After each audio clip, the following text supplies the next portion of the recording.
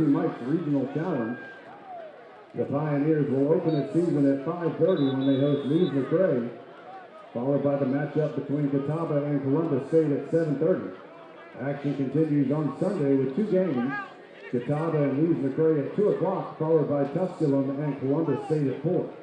That's the Jersey Mike's Regional Challenge this weekend at Pioneer Arena.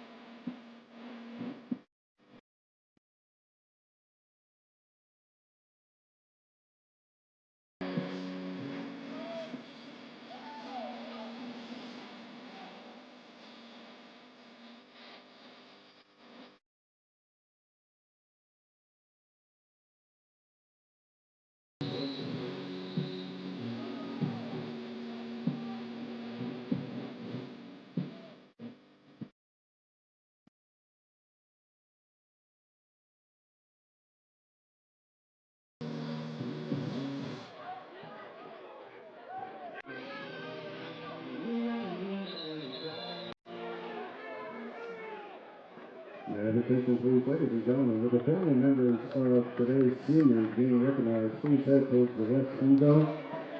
Family members of the seniors being recognized today, please head towards the west end zone.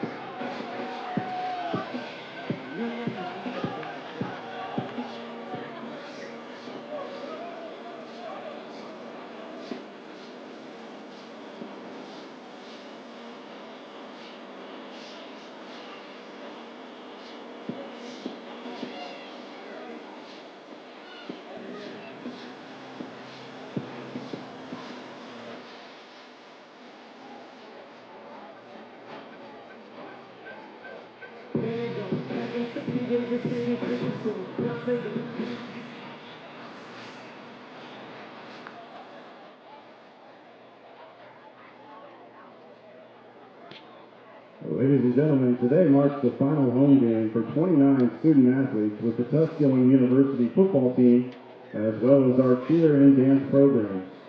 Over the years, they have honored us with their hard work and devotion on the field and in the classroom. But today, we honor them. Our first senior from the cheer squad is Desmond Johnson. Desmond is a business administration major with a focus in accounting. From Tiptonville, Desmond Johnson. Our next senior is Morgan Brown. She's majoring in English education. From Greenville, Morgan Brown. And from the dance team, Angela Sanchez. Angela is majoring in accounting. From Sevierville, Angela Sanchez. Our first football senior is Antonio Sanchez. He is working on his master's in sports management. From Sevierville, Antonio Sanchez. Robert Allen graduated from Tusculum with degrees in business administration and economics and is working on his MBA. From Knoxville, Robert Allen. Harrison Baltzl is a sports science major and is a native of Atlanta, Georgia. Number 97, Harrison Baltzl.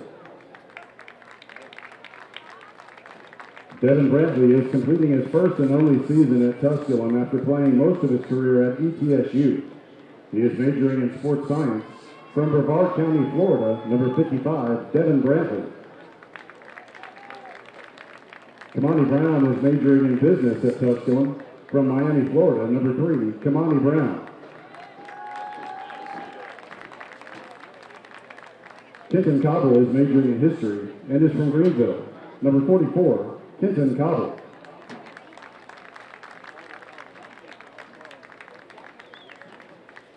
Stephon Forbes is playing in his first and only season as Tusculum starting punter. He is majoring in business administration from Tulsa, Oklahoma. Number 16, Stephon Forbes.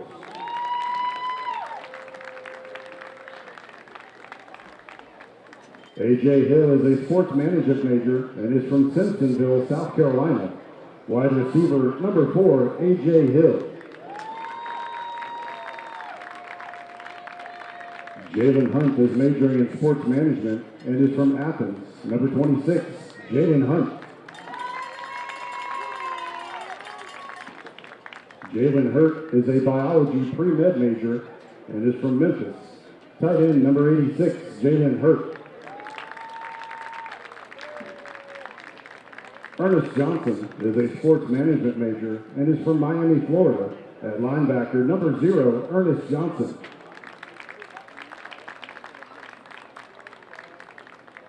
Zach Maskey is a criminal justice major from Brentwood, Tennessee. Number 89, Zach Maskey. Mike McFadden graduated from Tusculum last year and is working on his master's in organizational training and performance management. From Orlando, Florida, Mike McFadden.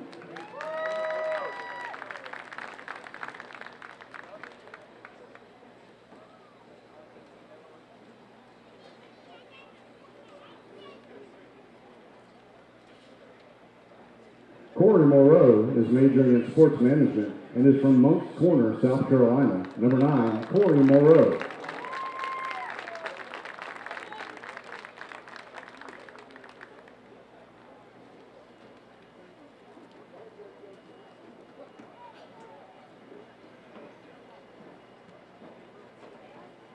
Matthew Palazo is majoring in sports management and is from Greenville. At quarterback, number 18, Matthew Palazo.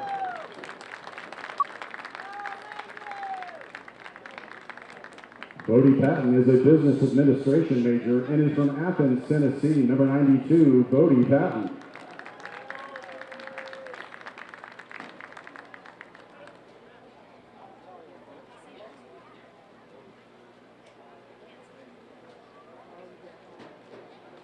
Braden Phillips is majoring in sports management with a minor in psychology from Tallahassee, Florida. Braden Phillips.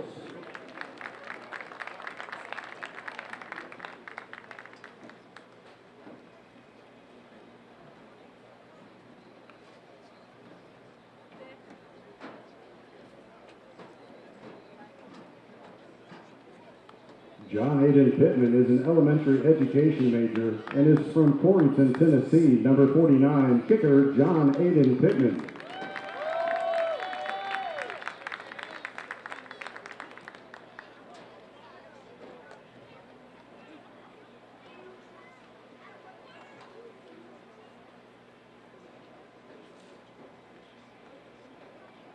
Tarek Pons is majoring in business administration and is from Lake City, Florida. Number 91, Tarek Pons.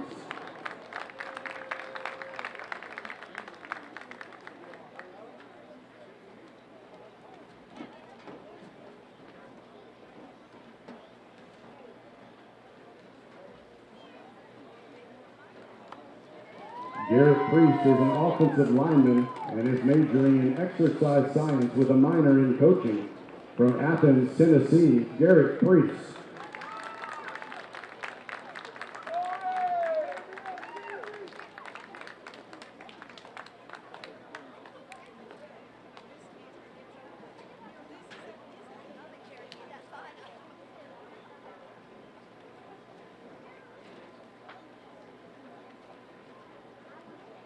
Jackson Roper is a double major in business administration and exercise science.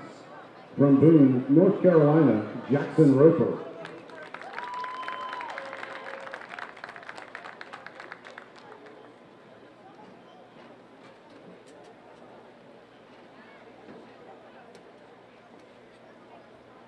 Cam Sanders is majoring in sports management with a minor in business. From Chattanooga, Cam Sanders.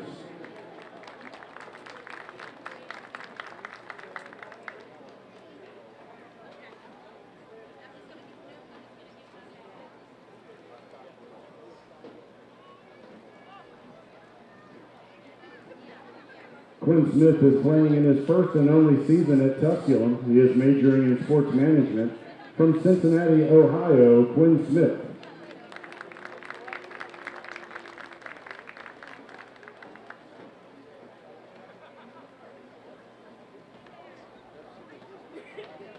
Ethan Sinnott is a sports science major and is from Sevierville.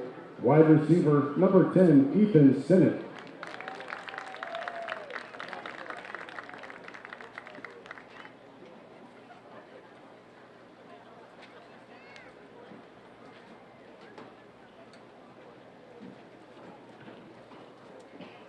Tiger Vincent is a psychology major and is from Covington, Tennessee. Number 9, Tiger Vincent.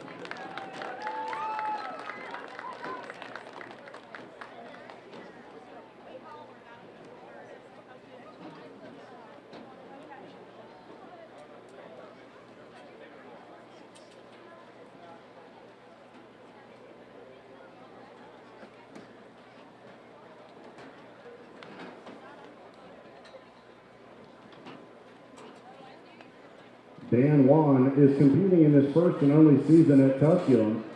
He is an independent studies major from Shanghai, China. Dan Wan.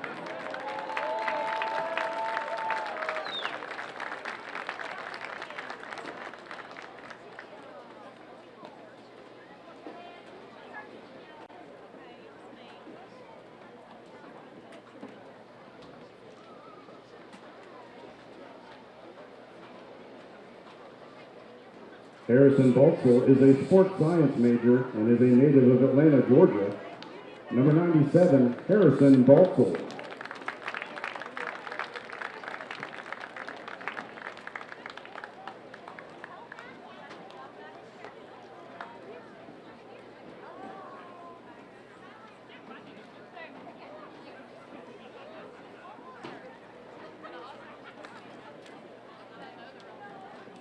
Ladies and gentlemen, please join me in congratulating the Tusculum football, cheer, and dance senior class of 2024.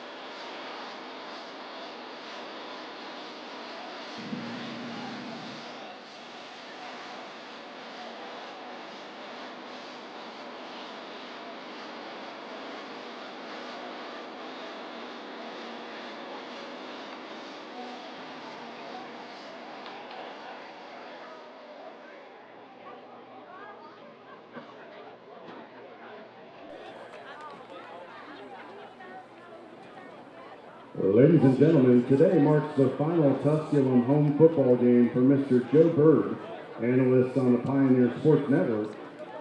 For over 30 years, Joe has covered the Pioneers both as a beat writer and assistant sports editor with the Greenville Sun, and as a radio and TV analyst on the Pioneer Sports Network. Presenting Joe with a certificate of appreciation is Mr. Josh Ely, Vice President for Athletics. Ladies and gentlemen, please join me in saying thank you to Joe Bird for 30 years of service and support for the Tusculum University Pioneers.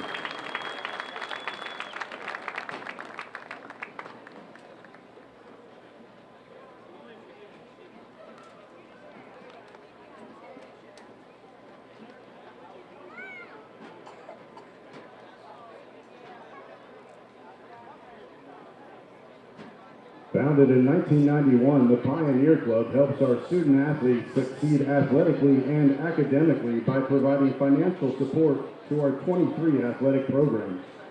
Many great alumni, fans, parents, faculty, and staff have helped build the strong foundation of the Pioneer Club. To become a member of the Pioneer Club, contact Robert Zirkle, Director of Athletic Development, at 423-636-7331. or email pioneerclub@tusculum.edu.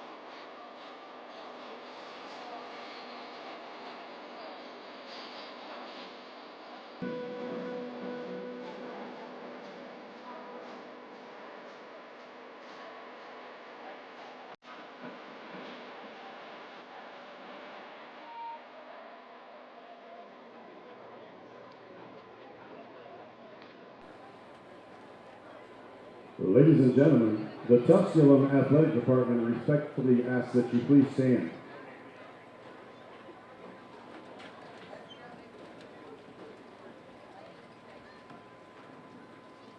Fans, earlier this week, the Carson Newman and South Atlantic Conference families lost a beloved member in the passing of former Eagles athletic director David Barger.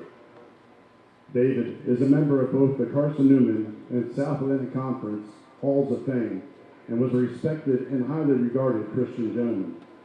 At this time, a moment of silence in memory of Mr. David Barger.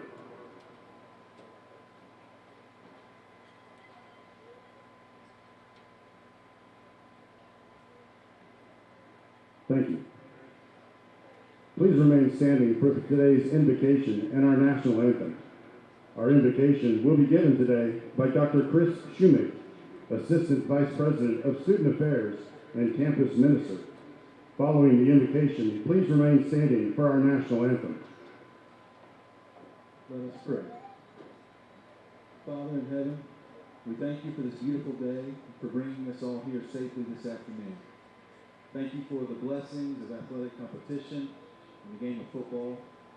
We ask for your protection for everyone on the field this afternoon, players, officials, coaches, and staff. Bless all those in the stands as well as those working behind the scenes. May we all display good sportsmanship and respect for one another, and may you be honored in everything that we do. We ask it in Jesus' name. Amen.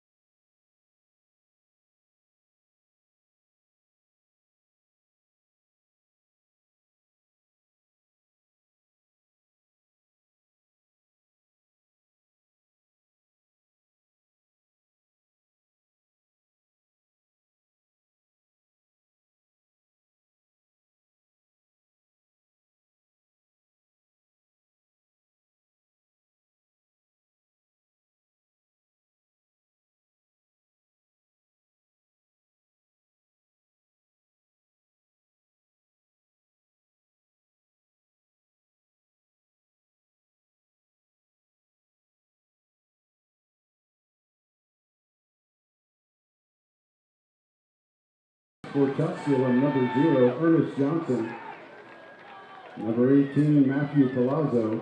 Number 26, Jalen Hunt. Number 52, Garrett Priest. And number 99, Aiden Dark.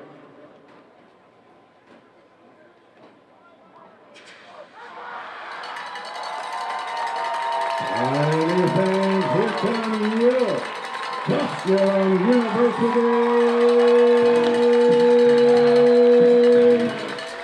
Make their way to the field here today as they get set to take on the Carson Newman Eagles in the second oldest football rivalry in the state of Tennessee. Playing in front of the old grads today. Welcome back here to Homecoming 2024. Brian Staten with Joe Bird.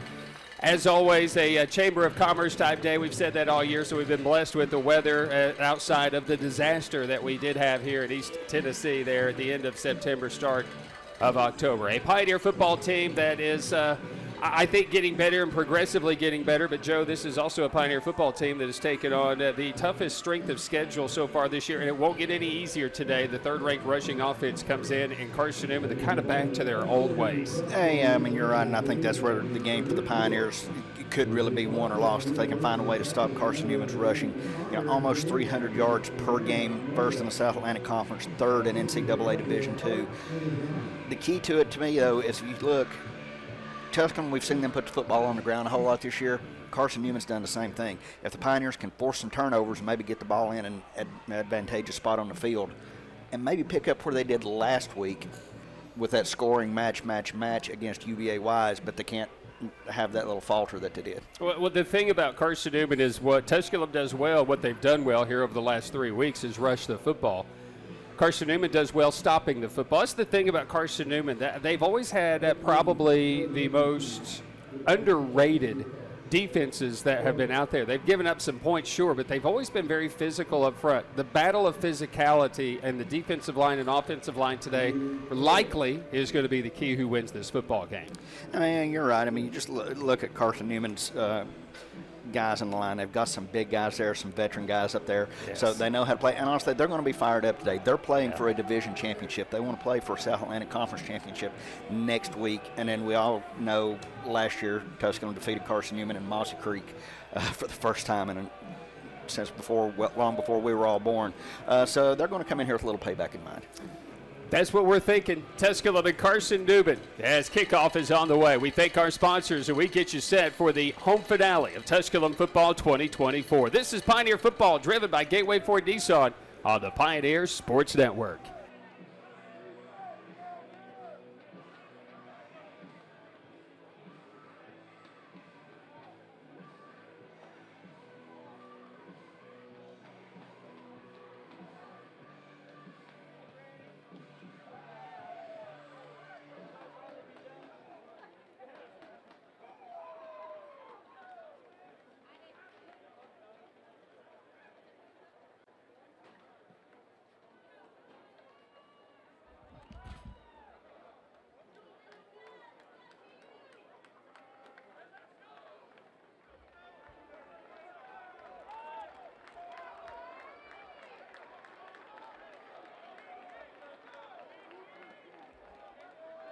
The Pioneers and the Carson Newman Eagles for the 52nd time. The Pioneers will be kicking it away. The Eagles will drift back, who we believe, Jelon Pearson along with Cam Ferguson back to return this kickoff.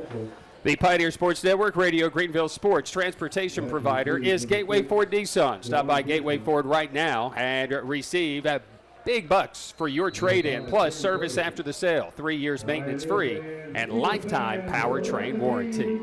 Baltzell puts foot to leather. It's underway here from Pioneer Field as Pearson will field it around the 15, 20, 25, 30, and he's up into there at the 31-yard line. Nice open field. Special teams play made by the Tusculum Pioneers, Antoine Robinson, the freshman from Apopka, Florida. So, Joe will get to see this vaunted rushing attack of Carson Newman right out of the gate. I mean, and that's what. And they started out, they had a good return there, return of 20 yards, and it was just, I mean, straight power run up the middle.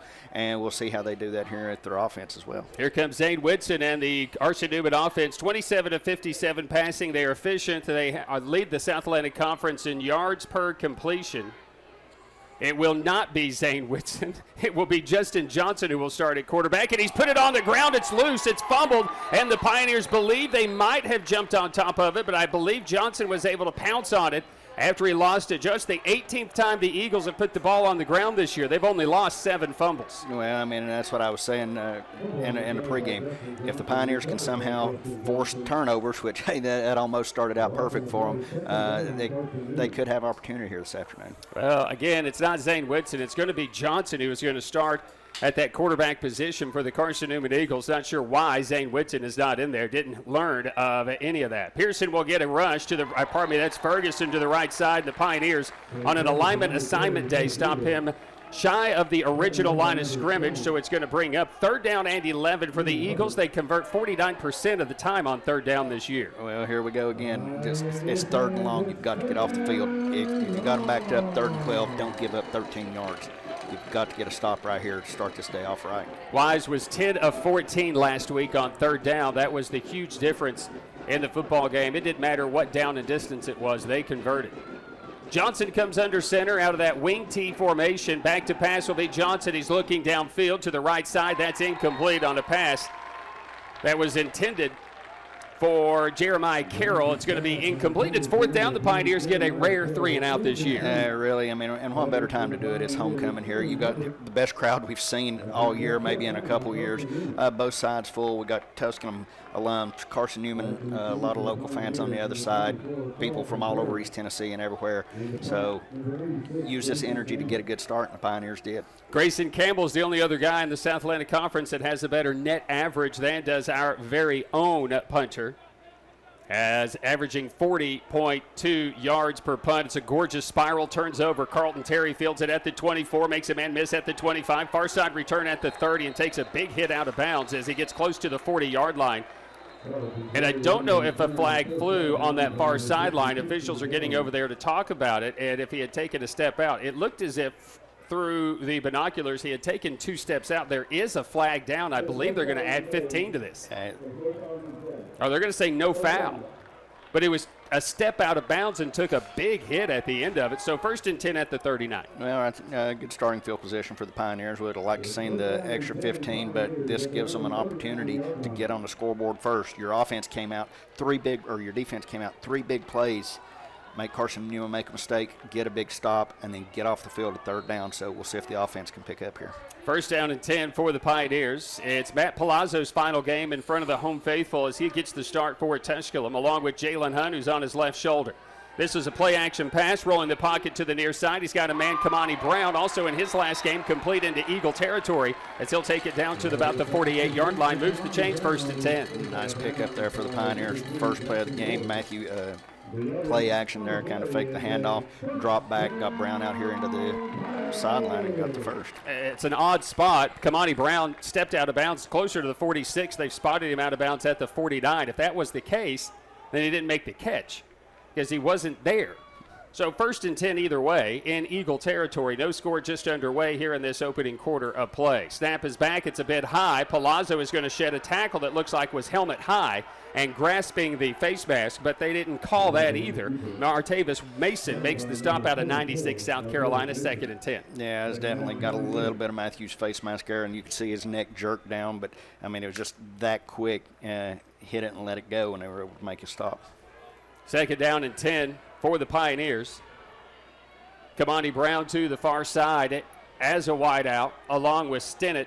Tight end Zach Maskey is lined up behind on the right side. This is going to be a pass complete to Hunter, who will make the short gain down to the 46-yard line. We're to bring up 3rd down and about 7. And on the stop for the Eagles is going to be Christian Hicks, the junior from Winston-Salem. Pioneers have had a steady diet of passing the ball here on the first series.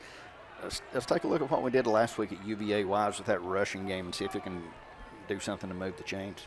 3rd down and 7 with 3 wideouts. Kamani Brown, Stinnett, and Moreau to the far side. Hunter, the tight end, to the right side. He's on the line of scrimmage. Palazo works out of the gun. He's got Hunt on his left shoulder. He hands it off to him right up the middle. The Eagles are ready for it. They allow just 99 yards per game on the ground. That's a gain of a yard. It's 4th down and 6 coming up for the Pioneers. Did go with the rushing game, but not what they were doing against UVA Wise. right up the middle. You got stuff last week whenever they got outside, they got big yards and didn't even attempt it. So the second leading punter in the South Atlantic Conference by virtue of net yards. His total yard average is absolutely killing everybody in the league this year, that being Stephon Forbes, who will step out for the Pioneers to punt it away. 39.8 net yard average this year for Forbes. But that, unfortunately, that total yards means we're punting a whole lot. A 45.4 yard total average this year. Back deep will be Williams. Forbes gets it away, angling it to the near side. It's actually going to hit a Pioneer but roll into the end zone. It hit the back of a Pioneer, but it eventually ended up rolling into the end zone as the gunner, Tyvon Irvin, was down there. It hit him at the 1, but just barely rolls into the end zone, so the Eagles will take over from the 20. And there again, that's the rule that you've heard me complain about forever. If it had hit a defensive player at the 20 and rolled to the 15, they would have gotten the ball at the 20. But if you hit it at the 1 and it rolls into the end zone, then it still goes back. Stupid rule. It's two completely different rules for the same situation, depending on where it is on the field. Justin Johnson, who has no starts, this just his 4th game, is 3 of 6 on the year, in at quarterback for his 2nd series. Solons lines up behind him in that wing tee with Ferguson. This will be Johnson to pass. Under some pressure, he's just going to unleash it towards the sideline. Now, he wasn't out of the pocket. They did have a man in the area. He threw it past the line of scrimmage. It's 2nd down and 10. Yeah, the Eagles did. It went and sailed right over his head. It was never going to be caught. It wasn't intended to be caught, but it was, there's no way it was intentional grounding. He just sailed it over into the bushes. So the Pioneers, who got a 3-and-out on the opening drive, but they got a big stop on Ferguson behind the line of scrimmage initially. Don Bradley is lined up as the right back. Ferguson the left back. Solons is the feature back. He lines up behind Johnson out of the gun. They'll toss it to Solons, running it to the near side. He's going to be wrapped up and dropped shy of the 20-yard line at about the 18 or the 19-yard line, and that's Ernest Johnson III who makes the stop. Defense so far has done a really good job here this afternoon. I hope they can keep it up all day. Alignment assignment football. I was talking with Coach Taylor, and I said, listen, does your team feel a little bit more confident going up against an option-style team? He says, if we did, then we're not preparing for the right opponents each week.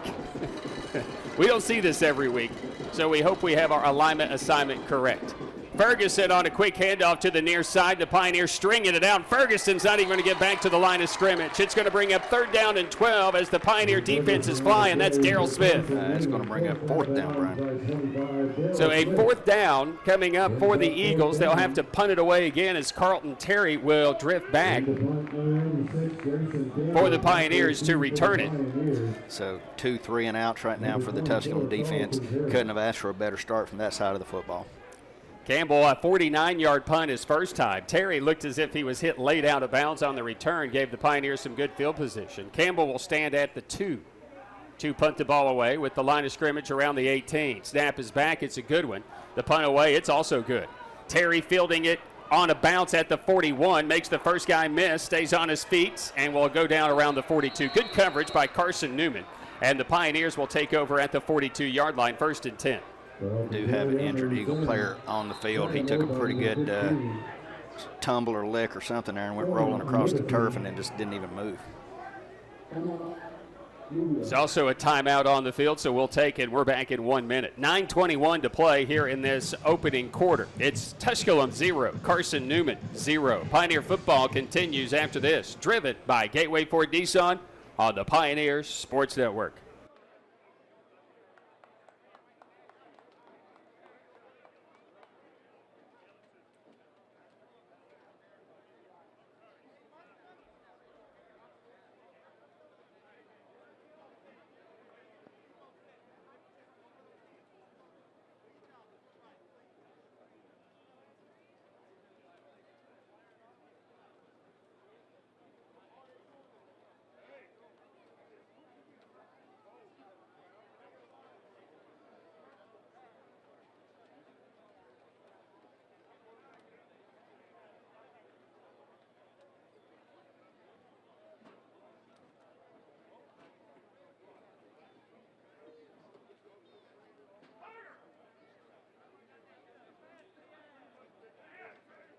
to the Pioneer Sports Network here at Pioneer Field, where they continue to work on the injured Eagle. But before the game, Joe Bird was honored here by Tusculum University and the Vice President of Athletics, Josh Ely.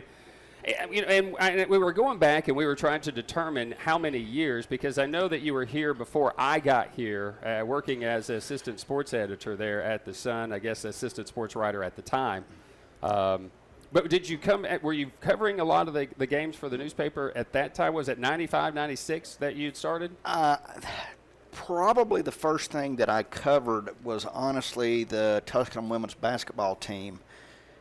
I remember doing basketball, and that was probably in the fall of '94, so that's about right. Okay, all right. So that was the thing. I said, well, probably not so much football, but as far as basketball, I mean, that was basically a local team at that time. Yes.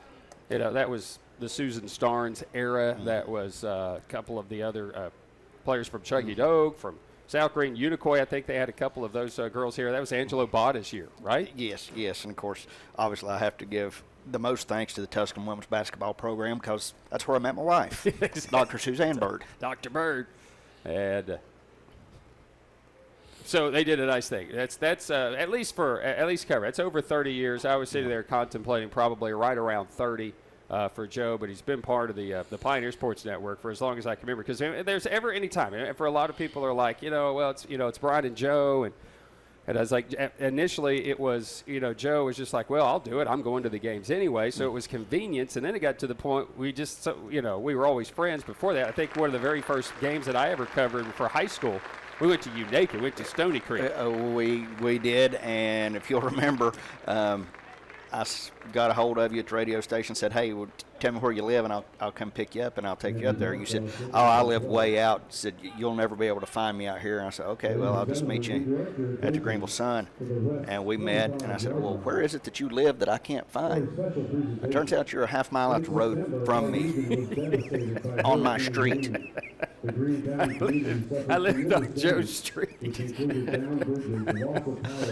Yeah, we didn't know. And since it's been friendship ever since, so that friendship isn't going to end. But Joe's going to be moving away from us after this year. And I just want to say what's going on the field. This was a pretty impressive thing. During the devastation, and Tusculum sent everybody home. We didn't have any water here on campus. Carson Newman opened their doors and said, we have a brand new dorm. You bring your football team, and you guys stay here and practice here. That's a pretty good. That's pretty good outreach for Carson. Yeah, I mean it really is. I mean, at the end of the day, sport rivalries, everything is great and awesome. But we're all right here, neighbors and community and conference members, and you do what you can to help one another. And that was definitely what Carson Newman did. So, administration, coaches there at Carson Newman, thank you.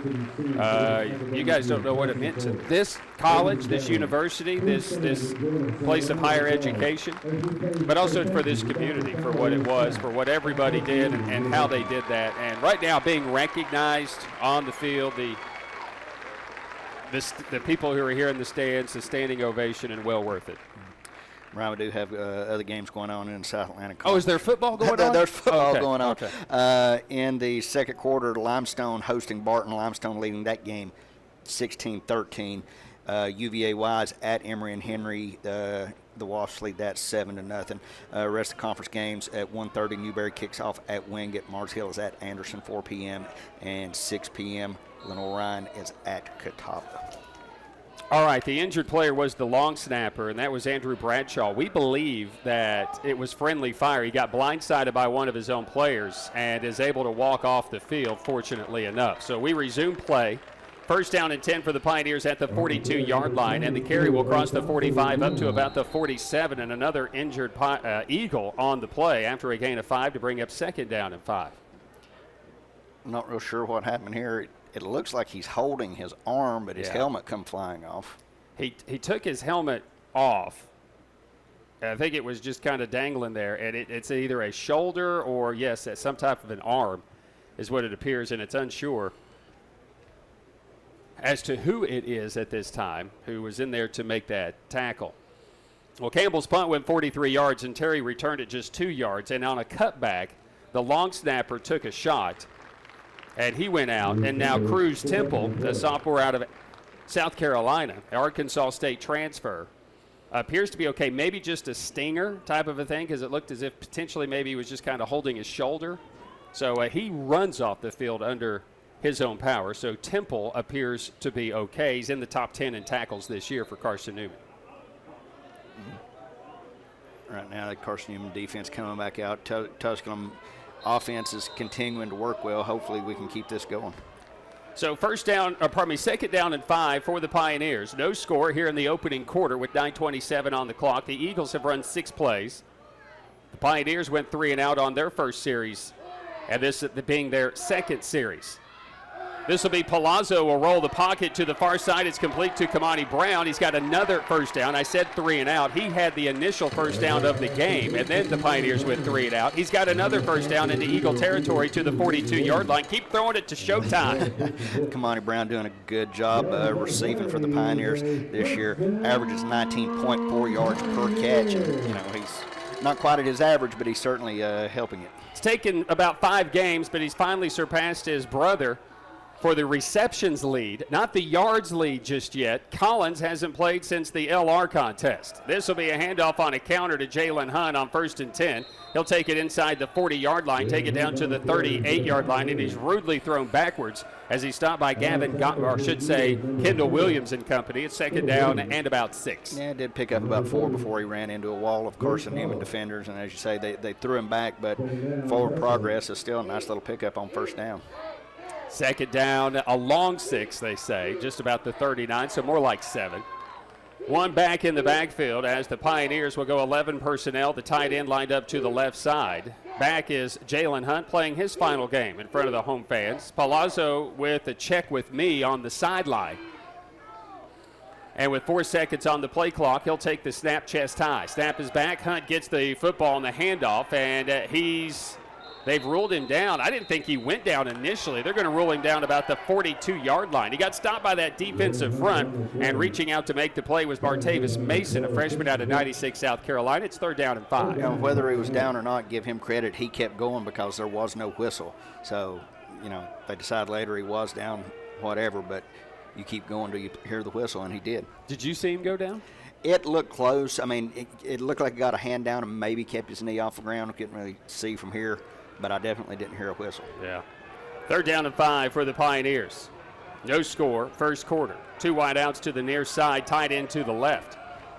Snap is low. Palazo picks it up, looks to pass to the far side. He's got Hunter, and he's reaching for a first down. He's got it just inside the 31. Near the 30 is Reginald Hunter, and on the stop is Champ Baker, but another 1st and 10 for the Pioneers. Going to spot the ball at about the 31-yard line. They got just what they needed for the first down, and a fresh set here, getting close to the red zone. And it was a great catch by Hunter, a guy that I really thought we would see a whole lot more this year in receiving numbers.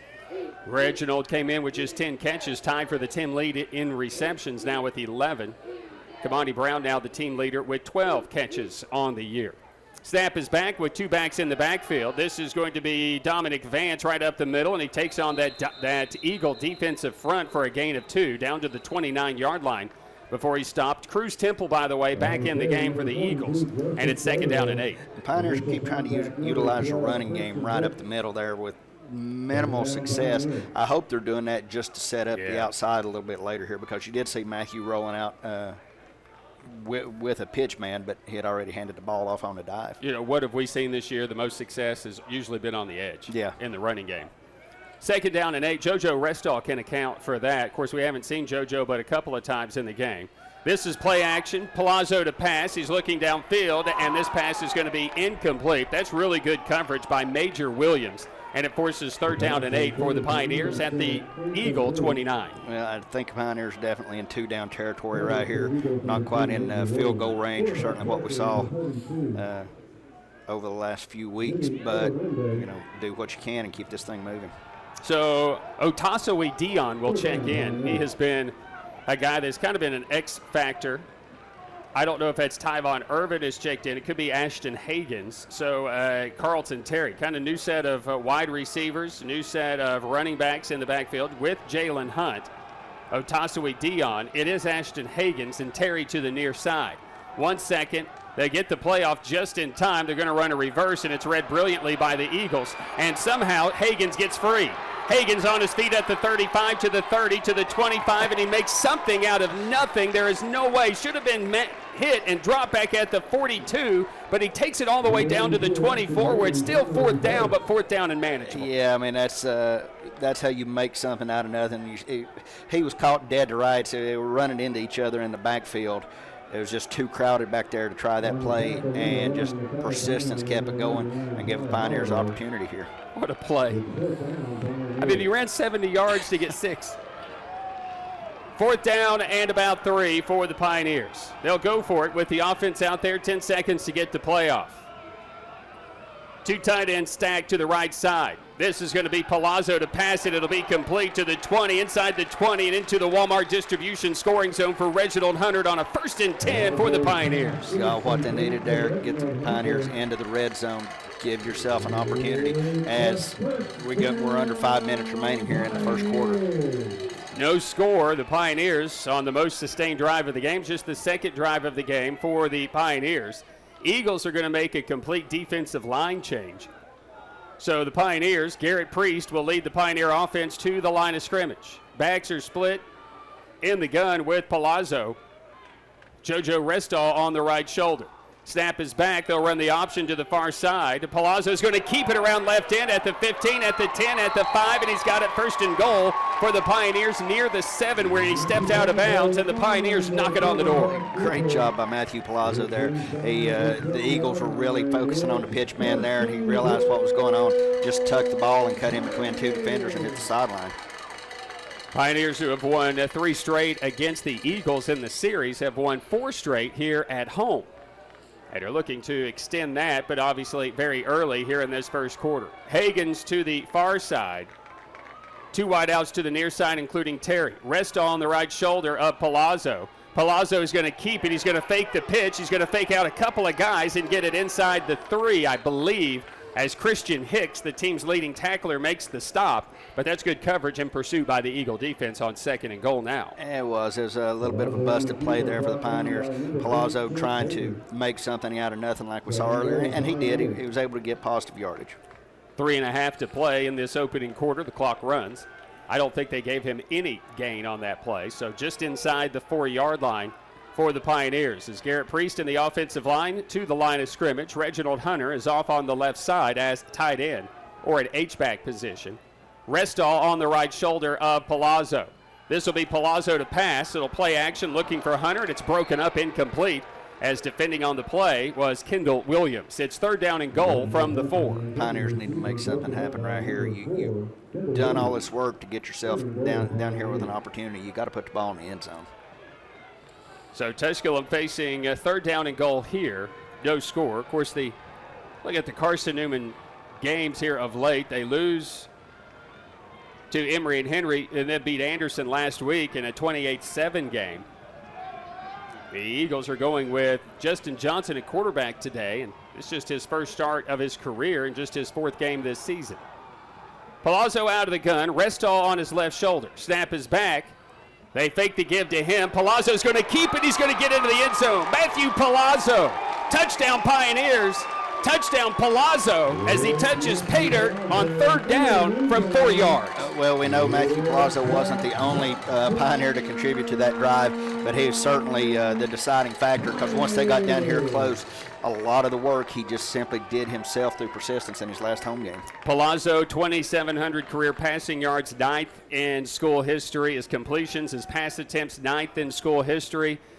As Pittman to add the point after is up and good, and more on the Matthew Palazzo career when we come back after this. Back in 30 seconds, 3:05 to play opening quarter. It's Tusculum 7, 21st ranked Carson Newman 0. Pioneer football continues, driven by Gateway Ford Nissan on the Pioneer Sports Network. University Eagles 0.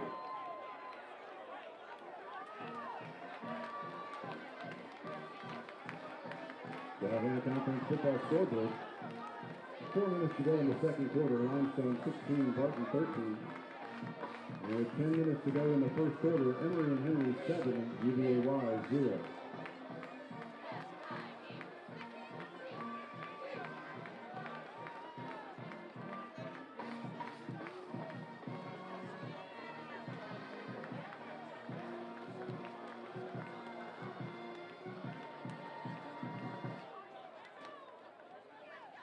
Plays 58 yards, 6:45 off the clock. The Pioneers gained 4 first downs on that drive. They officially rule it a 3-yard touchdown run for Matthew Palazo, but more like 3.5 or 3 3.75. And he gets into the end zone for the Pioneers on that rushing touchdown. Matthew Palazo out of Chucky Oak High School here in Lower Afton. And I think he was one of those kids you thought, well, I hope he has a great career at Tusculum. Man, has he been impactful. A division title starting quarterback last year, and now this year trying to guide this young Pioneer football team. Kickoff fielded at the 5-yard line, returned by Pearson out to the 35-yard line, but there is a penalty flag thrown well behind the play in the area that would indicate potentially a hold or a block in the back against the Eagle return team. But so that's going to negate good starting field position for a Carson Newman team that's run 6 plays. Yeah, I mean, that's a good break for the Pioneers. The penalty goes the way we think it will. Back the Eagles up and then let your defense come in and do it again. So the officials are sitting there talking about. Our referee today is Todd Boyd. In this rivalry game between Tusculum and Carson Newman. Oh, wait, it's going to be a face mask against the Pioneers. So now, where you think the Carson Newman's going to have terrible field position, they have great field position near midfield. As a matter of fact, right at midfield. Right at midfield, the nose of the ball spotted on the 50-yard line. So a huge penalty against the Pioneers, and that seems to just come back and bite them all the time. Now, Carson Newman down 7-0. No time to panic. Justin Johnson is the quarterback. Solon's the feature back. Bradley on the right, Ferguson on the left as the 2 wingbacks, and one wide out to the far side for the Eagles is Cade Meeks. Snap to Solons right up the middle, and Solons will get with great surge down to about the 45 of the Pioneers. The first time they've crossed midfield on the day. This is the 3rd series for Carson Newman. They make it 2nd and 5, and as a matter of fact, it's their most productive play of the game. They are sitting on -5 yards total. Looking around the conference, Brian, at half, Barton leads Limestone 20-16 in Gaffney, South Carolina. Emory and Henry leading at home 14-0 over UVA Wise, with 3 minutes left in the first quarter. Johnson, Solons, right up the middle, and it's a shoestring tackle by T.J. Jingosian, but it's the first down of the game for the Eagles. They take it to the Pioneer 38-yard line. All right, now the defense just needs to recover. They've done a good job so far. You know, special teams, you gave up the big penalty in the return, so defense needs to go back to what it was doing those first 2 series. 7-0 Tusculum on the first down carry for Carson Newman. Solons, his 3rd consecutive run, and he'll take it right up the middle, and that's going to be Devin Brantley at the bottom of that pile, but inside the 35 to the 33-yard line. It's another gain of 5. It's 5 yards in a cloud of dust for the Eagles right now. You know, Solons coming into the game, obviously the go-to guy for the Eagles, 148 rushes so far on the season, nobody else even close. He's averaging 99.9 yards per carry, the junior out of Coleman, Alabama. Johnson under center. This is going to be Solons again. He's going to take it for a first down and probably a lot more on a face mask that is likely to be tacked on here on the 2nd face mask of this series, as Ernest Johnson III made the tackle, but not before a first down carry by Solons. Yeah, pretty sure that's what we call a no-doubter, because whenever 4 flags come flying in at the same spot, I'm pretty sure everybody saw what happened. It is a no-doubter. Todd Boyd's going to tell us what we already know. Ernest Johnson becoming the 21st player in school history to cross the 200 tackle plateau last week in the loss to UVA Wise. Credited with that tackle and the penalty as Carson Newman is into the Walmart distribution scoring zone, as they'll take it down to the 13-yard line. Trailing in the game 7-0. So into the contest has come tight end Blake Chenault. He wears number 60, and this is basically an extra offensive lineman, really. The wide receiver is on the line of scrimmage to the right side. They run against that to the boundary side and force back.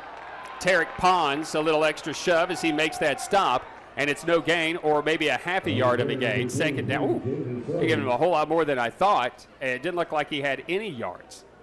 Yeah, it's definitely a favorable spot for the Eagles. Move it down to a couple yards. Yeah, it's 2nd down and 8 from the 11, where it looked like he didn't even get to the line of scrimmage. That's good surge by the offensive line of the Eagles. Under center will be Johnson. This is going to be Johnson. He's going to keep it. I think he lost it, and he was able to get it back. TJ Jingosian with the big hit. He did lose it. The beanbag went down, but Johnson recovers his second fumble of the game, and it's 3rd down and 8 at the 11. That's what I was about to say. The Eagles have already here in the first quarter put the ball on the ground twice. They've got it back both times, so the Pioneers just need to keep digging at that and try to force turnovers. 20 seconds to play here in this opening quarter where the Pioneers lead 7-0. An Eagle team that does have a good kicking team as well.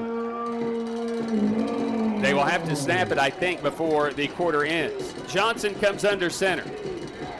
He's rolling the pocket to pass. Looking downfield, he's got a man at the corner of the end zone. Did he get a foot down? They say, if he got a foot down, that was an amazing catch. They say he did at the 1 where it'll be 1st and goal. I don't know if they'll want to look at this, but I think it's too risky to try to throw a flag. I don't think he got a foot down. As it stands, that's the end of the first quarter. We'll go to a break, discuss it back in 1 minute. At the end of one quarter, it's Tusculum 7, 21st ranked Carson Newman 0. Pioneer football continues after this. Driven by Gateway Ford Nissan on the Pioneer Sports Network.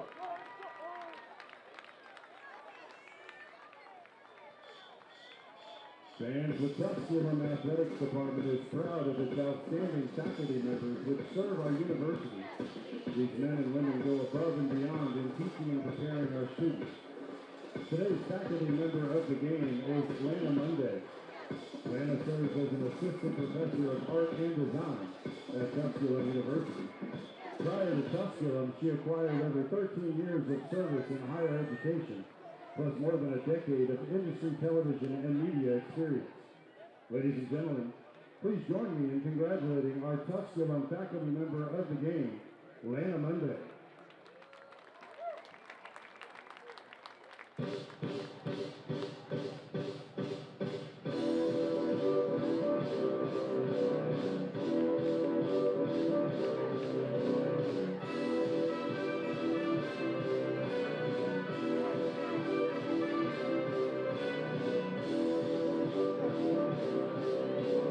It is 1st and goal at the 1 yard line for the Eagles, and on 1 yard to go this year, I saw a number that I thought was interesting in Cavaliers' stats. The Eagles get that 1 yard 98% of the time. Yeah, that's so I'm going to go out on a limb here and say that this game potentially could be tied within the next play. Carson Newman. Justin Johnson, starting at quarterback, lines up under center. They're heavy right side. Johnson goes right up the middle into the end zone for the score and the touchdown. The Eagles are a point away from tying it up as Justin Johnson will get into the end zone for the Carson Newman Eagles. The surprise start in this game for this Carson Newman Eagle team. Yeah, we expected to see the junior quarterback out of Dobbins-Bennett here playing for the Eagles today, but as it is, Whitson not on the field so far. So Justin Johnson, his first rushing touchdown this year. He has a passing touchdown, but this being his first rushing touchdown of the season. So the point after by Bennett Smith is up, and the point is good, and the Eagles have tied the game. We're back to Pioneer Field in 30 seconds with your new score. It's Tusculum 7, 21st ranked Carson Newman 7. Pioneer football is driven by Gateway Ford Nissan on the Pioneer Sports Network.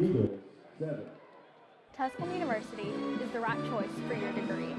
Your professors will know you, and you will meet students from all over the world. You can do cutting-edge research. You'll have fun.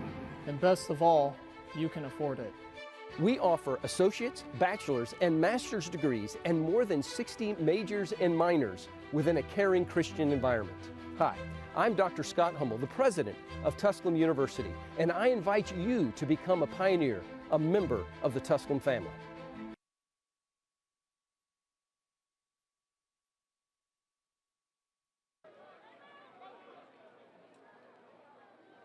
After the face mask penalty, it's 8 plays, 50 yards, 3 minutes off the clock, and the Carson Newman Eagles are into the end zone on the Justin Johnson 1 yard plunge, and the Smith point after to make the game 7-7. Yeah, I actually would like to see the Pioneers put a little bit more effort into their field or their extra point defense, because honestly the football rolled back to the holder. Yeah. If somebody had have actually been going after the football, they might have had a chance to block it.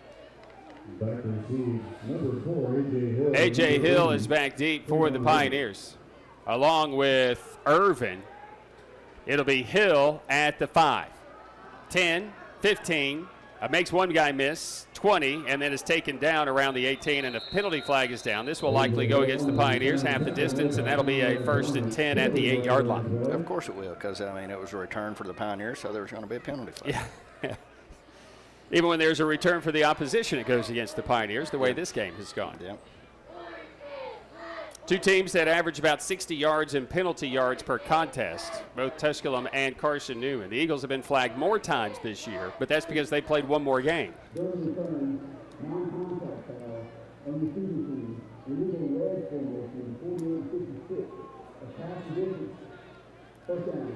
I have never heard of that before. Unsportsmanlike conduct. Non-contact foul. During the run of play. I mean, if it's dead ball, unsportsmanlike, okay. I mean, that's sort of a normal thing. But during the run of play, you have a non-contact play. Obviously, somebody said something. Did you fake a hit? Did you fake a block? I don't know. Like I said, it's against Tusculum. The ball's back at the 9. Matthew Palazo and the Pioneers take over their 1st and 10 out of their wing tee set. Palazo will come under center. It's going to be John Celestin with the toss to the right side. Celestin trying to get the edge, 10, and he'll work his way out of bounds near the 13-yard line, where he'll be taken out of bounds by Mekhi Brown, a sophomore out of Florida, and it's going to bring up 2nd down about 6. It depends on the spot, which has been terrible, so 2nd down and 7. I've not understood the spotting today of the football game. Yeah, that was one not to play the Pioneers were really looking for. It did pick up yards, so they got some work to do here on 2nd down. Just could not quite hit that corner. Inverted bone. Palazo works out of the gun. He's got Vance lined up behind, make that Goho lined up behind him. Celestin on the on the left shoulder of Palazo as they go right to left. Palazo going to keep it. Maybe he should have given it up. And he may get back to the line of scrimmage. We're going to bring up 3rd down and 7 for the Pioneers. I'm not a great fan of that formation. You had 4 guys in the backfield there, and they were all shoulder to shoulder. No one really had anywhere to go without bumping in and running into each other, getting in their way, and that's exactly what happened. It's the reason Palazo couldn't really maneuver and do anything. He just didn't have room. I saw that a bunch last night, and it didn't work a whole lot last night either. I mean, it would have been fine if the guys in the backfield had spread out a little bit. Eagles are zero coverage. There's no safety deep. They've got 3 wideouts near side for the Pioneers. Celestin on the right shoulder of Palazo, out of the gun to pass. With time, across the middle, and he's got a man complete. Stinnett as he makes a lunging grab across the 20 at the 21, playing his final game at home here today for the Pioneers, and it will move the chains. 1st and 10 for Tusculum. Got exactly what he needed for the 1st down, kind of paid the price, just getting upended and coming down on his head, but he held on to the football to move the chains. What a catch by Stinnett. He's been that sure-handed guy, that Wes Welker type receiver for the Pioneers. Here's that inverted bone again out of the gun. Goho is the fullback or the feature back for the Pioneers. Palazo with the snap. He's going to hand it off this time to Goho. He'll work it across the 20, maybe the 22, but they'll spot it at the 23. Okay, we'll take it. 2nd down and 7. Maybe that's a makeup yard for one of the previous spots. Oh, we owed you a yard. Here we go, guys. Awesome. 7-7, Tusculum and Carson Newman. 12:20 to play here in this 2nd quarter.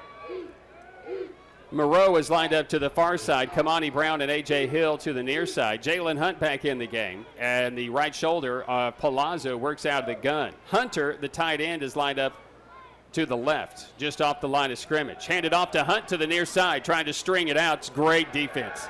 That is fabulous defense by the safety, Major Williams, who comes up to make the tackle for a loss of 3 on the play at about the 20 to 21-yard line. It's 3rd down and 9 for the Pioneers. Yeah, Williams had that had the play sniffed out right from the get-go, and just blazing speed, got back from his position.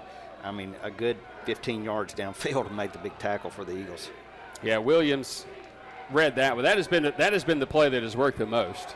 Williams, the 3rd leading tackler on that Eagle defense. So 3rd down and 9 for Tusculum. They have converted one on this drive. Can they convert another? This is going to be a handoff on a jet sweep to Moreau. Moreau, he's got some daylight at the 30, and he'll move the chains for a first down, but there is a flag coming from the back judge 35 yards away. Yeah, I have no idea what. It's going to be a hold against the Pioneers, undoubtedly. Of course it was. How does that guy see it? Yeah, I mean, and I didn't see it because I was watching Moreau, seeing how far he was going to get, but you say the back judge come in from 35 yards away and allegedly saw something through a whole crowd of 22 players. On top of that, what an arm. Yeah. I mean, he threw that flag from midfield.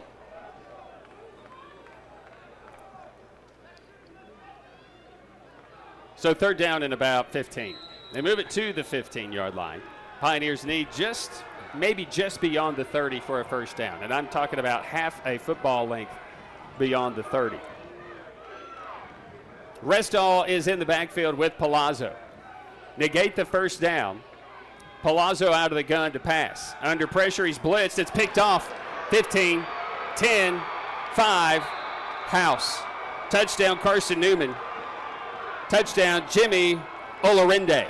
Right there goes to show you where penalties and mistakes hurt you. It's not the mistake itself. It's what happens after the mistake. You had the penalty that negated the first down, and then you throw a pick six. No interceptions in the last two games for Palazo, but that's the third time he's thrown a pick six on the year. Just a terrible, terrible break for the Pioneers, and, you kind of do it to yourself, I suppose. So Smith will be in to attempt the extra point. I don't know if the long snapper, Bradshaw's back into the game. He was injured early, and I still can't see if it is in fact him or not. It is not. So it's the backup snapper. I think that's Jet Jones. Snap, hold, kick by Smith is up, and the kick is good. So a defensive pick six, and the Eagles have taken a lead. We go to a break, back in 30 seconds, 10:52 to play in the first half. It's now Carson Newman 14, it's Tusculum 7. Pioneer football is right back after this, driven by Gateway Ford Nissan on the Pioneer Sports Network. Ladies and gentlemen, today is Military Appreciation Day at Tusculum University. Active members of the United States Armed Forces as well as our veterans have been our guests at today's game. At this time, if you are able, we ask all veterans and current members of the Armed Forces to please stand and be recognized.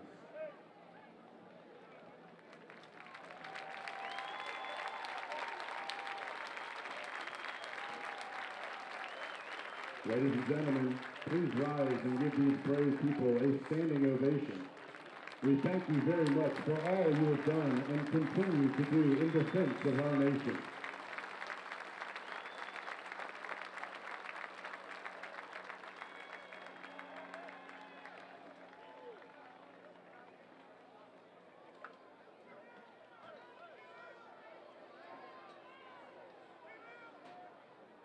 Once again, fans, we remind you to stay with us at halftime. Jimmy Olorinde as the Tusculum Pioneers. Matthew Palazo picked off.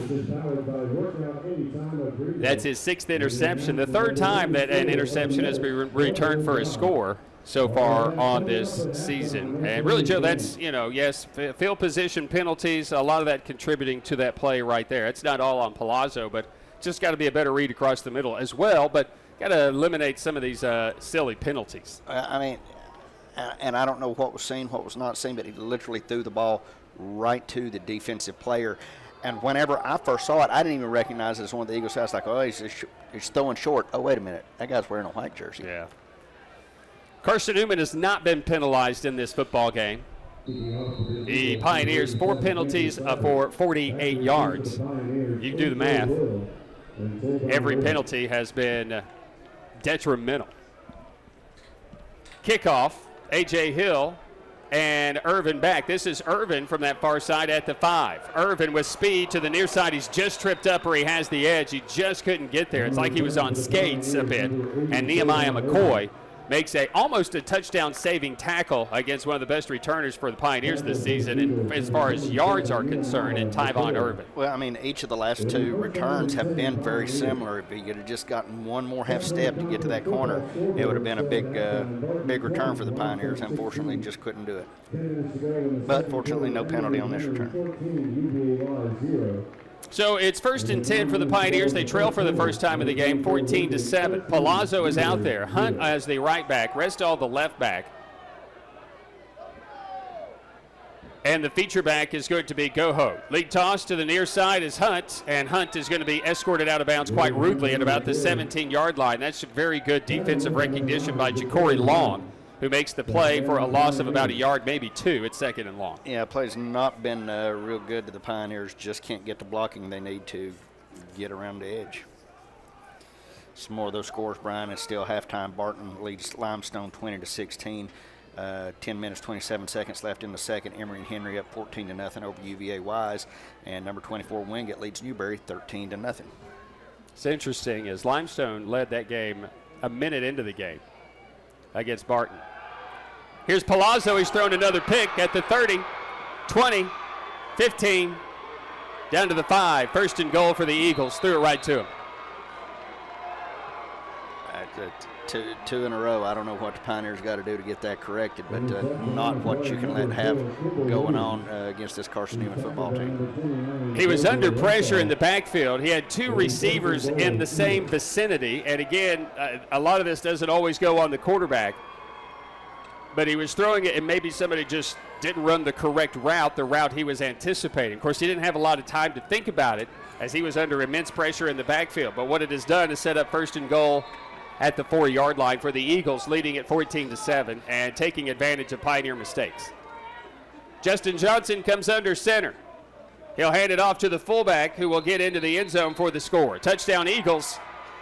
Touchdown Carson Newman. Jalen Solons scoring from 4 yards. And not a pick six, but it just as well have been. I mean, the ball was thrown right to Carson Newman. It wasn't like somebody's breaking and jumping routes or something like that. It's more or less they're surprised to, oh, hey, how did I get the football? And this time they didn't get in, but one play later they did. Jaden Solons with his 9th rushing touchdown of the year. And the game has gone over 900 yards on the season. And back-to-back interceptions leads to back-to-back scores for the Eagles. Snap, hold, kick. And it's good. We have not even played, well, we have played 5 minutes of the second quarter, and the Eagles have 21 points in 5 minutes. Kickoff is coming up. It's now Carson Newman 21, Tusculum 7. Pioneer football, driven by Gateway Ford Nissan, continues after this on the Pioneer Sports Network.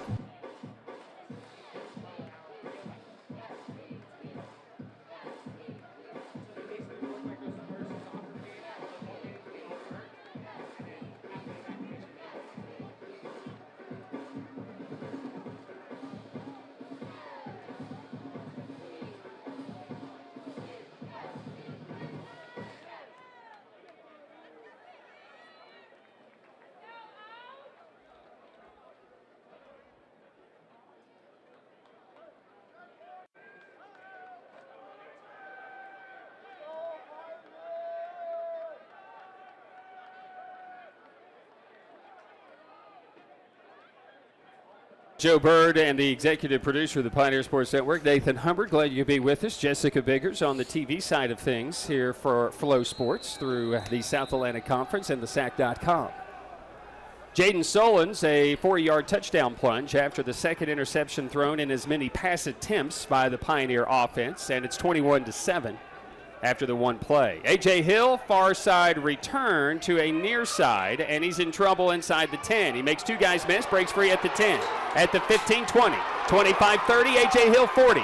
Tripped up nearly at the 45, and he's saved by the kicker at the Eagle 49-yard line as the kicker makes the tackle, and Andrew Seibert, and it saves a touchdown. The Pioneers have something going thanks to the heroics of A.J. Hill inside the 5-yard line. Yeah, there once again, we've seen this already. That is what you call making something out of nothing. He was caught dead to rights. He keeps trying. In the last 3 kickoffs, he's always wanted to come to this near sideline, and finally the third one, I was like, well, the Eagles are figuring this one out. And he was just able to slip free, run backwards, run across the field, and finally do a little couple hop steps and get the Pioneers across the 50-yard line. So he was trying to break the tackle at the 45. He jumped into the waiting arms of Seibert at the 49 of the Eagles. So 1st and 10 for the Pioneers. Palazo to pass. It's dropped. Tyvon Irvin just drops it. He was open and had some blockers in front of him. Sets up 2nd down and 10. So the passing game, the last 3 passes, 0 for 3, 2 picks, and 1 drop. Yeah, the drop there, that's not Palazo's fault. He read the play, had a wide open man, and just ball hit the ground. Kamani Brown, Corey Moreau to the far side. Hunter is lined up to the near side as the H-back for the Pioneers. Palazo works out of the gun. Snap is back, handed off to John Celeste, and he's tracked down at the line of scrimmage for a loss of a yard at the 50-yard line. Is on that tackle. Is Storm, no, pardon me. Yeah, it says Storm Livesey. He's wearing number 15. He's also a backup running back for the Eagles, I guess. Maybe they've just converted him to a defensive end. Surely not. You normally wouldn't think you would go from backup running back to defensive end, but you never know. Storm Livesey, that's a dude from Claiborne County High School. Yeah. Yeah. It also sounds like a radio DJ name. That's what that sounds like. It's 3rd down and 10. Pioneers got to make something happen out of that great return by A.J. Hill. Palazo out of the gun with the snap to pass, steps up in the pocket. He's going to be cut down at about the 46. It's nothing but Eagle pressure right now. Livesey with yet another stop for the Carson Newman Eagles, and it's 4th down and 7. The punt team will come out for Tusculum. Well, about the only thing we can hope right now is Forbes does a really good job of, I don't guess you can say flip the field because they're already across midfield, but hopefully he can pin the Eagles back deep and let the defense try to do something to motivate this team again. Meeks will drift back to return the punt for the Eagles. Not listed on the 2 deep as a punt returner, but very dangerous. Snap is back. It's low. They come after it. And Forbes gets it away. It's brilliant. It dies at the 5 and takes a roll to the 6 and out of bounds there. And Stephon does his job. What a phenomenal punt with pressure right in his face. So Carson Newman will start deep in their own territory at the 6. Well, it's about the best you could hope for right there. Did exactly what was said. Just pin them deep, and hopefully the defense can get back to doing what it was doing in the first quarter. They'll rule it at the 7. So I've been a yard off all game. So maybe it's my compass. My compass is messed up today, Joe. That's what it is. I'm just going to call it that and say that's what it is. 21-7, the Carson Newman Eagles have scored 21 points in 5 minutes of this second half. They did it the first 5 minutes of the second quarter, 4 seconds into the quarter, a pick 6, and then another interception down to the 3, 1 play into the end zone. Well, I mean, I was talking about the Tusculum defense a minute ago. What's going on here in the second quarter? Not really the defense's fault because they've not had the opportunities. So from the 7, this is going to be Johnson. He's going to keep it on the fake, and he'll take it across the 10 and then be forced up to about the 12. But it's another 5-yard gain on 1st down. It's 2nd down and 5, and that's what the Eagles did on their long sustained drive when they scored the touchdown to tie the game. They picked up 5 yards on a clip. Well, I mean, and that's always going to be winning football, and that's how the Eagles did it all those years under Coach Ken Sparks. You don't have to have the great big explosive play if you just keep getting the 5 and 6 yards at a time. But what will eventually happen is getting that big explosive play. So the handoff is to the fullback dive. That's the back, Jaden Solons, and Solons is cut down right at the line of scrimmage at maybe a half yard. So 3rd down, about 4 at the 13-yard line for the Eagles. I couldn't exactly tell who it was, but one of the Pioneers did a really good job of reading that play and reading the snap count because he come flying through right as the ball was handed off. Rashad Watson got in there along with Tarek Pons. Were able to get in. Rashad has really come on of late for this Pioneer football team. So 3rd down, can the Pioneers get off the field? Down 21-7 here at home. Solons is the feature back behind Johnson out of the under center. Johnson's going to keep it around the end and have the 1st down. They cannot. 20, 25, maybe the 26-yard line, but Justin Johnson gaining more and more confidence in his first career start at Carson Newman. Eagles doing a really good job selling the dive right there. Pioneers sold out to try to stop him up the middle, and the quarterback just keeps himself and gets a 1st down for the Eagles.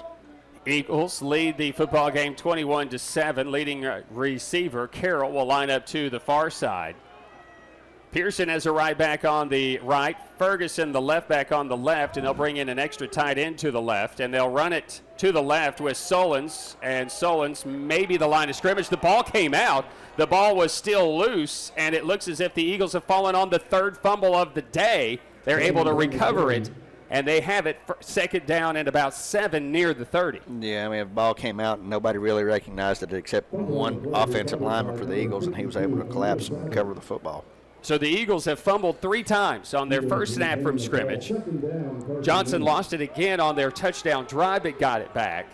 And now Solons nearly lost it. New feature back into the contest. He'll get the carry right up the middle. He'll have it across the 30, near the 35 to the 36, and that'll move the chains for a 1st and 10. That's a big bruising feature back, and Tyler Curtis, the senior out of Lilburn, Georgia. Yeah, that's what I was just getting ready to take a look. It's definitely not your prototypical running back, 6'1", 228. He looks a whole lot bigger than that from here. When you have Solons there, who's not 6'1". Bradley on the right wing back, a left wing back, and the Pioneers run blitz right up the middle. Johnson's going to keep it as he avoids that blitz, and he'll carry it to the 40-yard line, gain 4, bring up 2nd down and 6 as Ernest Johnson III there on the stop. Johnson done a good job running this offense there. Once again, he faked the handoff, kept it himself, and was picked up a little real estate. So with the football, the Carson Newman Eagles have the lead as well, 21-7. Keithan Washington is lined up as the left back for Carson Newman. Ferguson on a jet sweep from the far side to the near side. He's going to be smothered. It hit once, twice, 3 times, and finally brought down at around the 44-yard line, where he'll gain 4 more yards. It's going to bring up a 3rd down and 2 coming up for the Eagles. And that definitely looked like old school Carson Newman that we used to see. You'd see an ugly play that you think didn't develop for a whole lot, but they were able to get 4 yards out of it nonetheless. Darrell Smith and company, along with Corey Radcliffe, finally bringing him down. Pioneers play without Daquan Diston again for the 2nd consecutive game. Markel Pittman a corner, and the youngster Ian Humbert a corner. And whistles before this play can get off. And so the Eagles call the timeout. So 3:59 to play here in this opening half. Carson Newman has led here in this entire second quarter after they scored 4 seconds in on a Justin Johnson quarterback sneak. The point was good. Pioneers then had the ball inside their 10. They converted a 1st down, and were looking for their 2nd 1st down conversion on 3rd down. They had done that on an end around, but a penalty backed it up again, and Palazo on 3rd and 15 is picked off, and Jimmy Olarende takes it for a pick 6. And then on the very next series for the Pioneers, they run a couple of plays, look to throw the football, and throw the football to another Eagle defender who returns it down inside the 5 to the 4. And one play, Jaden Solons takes it into the end zone for the touchdown for the Carson Newman Eagles. So they scored 21 points and only 5 minutes had expired. Pioneers had great field position, but go 3 and out at midfield, punted it away, and this is the series after that punt. The Eagles had the football at the 7. They have it right now at the Eagle 44. And that's what I was saying. You talk about those short drives. Obviously, the pick 6, the defense couldn't do anything about it. And then whenever you give up that super short field position, it makes it tough on your defense, and that's the difference in the game. Handoff up the middle for a 1st down. Again, that is that big bruising back, Tyler Curtis, who will take it across the 45 to the 49-yard line. Took 3 Pioneers to bring him down. And it's another 1st and 10. It takes 3 offensive linemen to pick him up.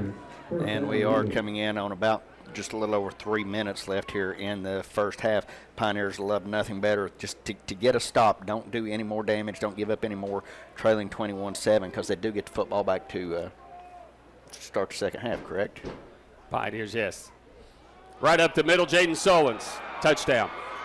He's not there yet, but no one's going to touch him. Jaden Solons, his 2nd of the game. It goes for 51 yards, and the Eagles poured it on the Pioneers here at Pioneer Field. So much for not letting any more damage getting out of here, trailing only 21-7. One play, a couple of jukes in the middle of the field, and now the lead's extended.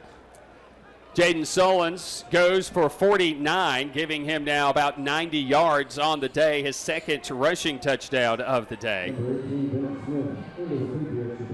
We'll call it about 80 yards on the day. With 3:19 to play, Bennett Smith has been very busy here in this second quarter. Snap, hold, kick. Good.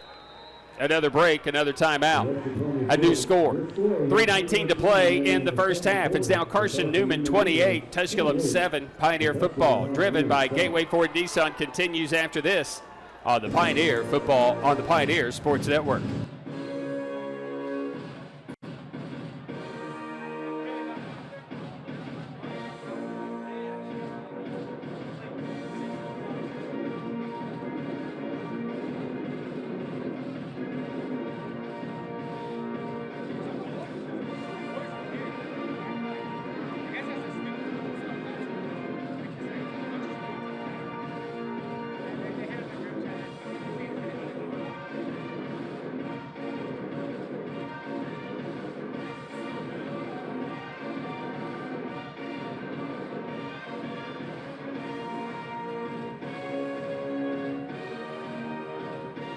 Clock. Jaden Solon's second touchdown of the day goes for 51 yards to the end zone. Now the Eagles over 100 yards of offense at 28 points.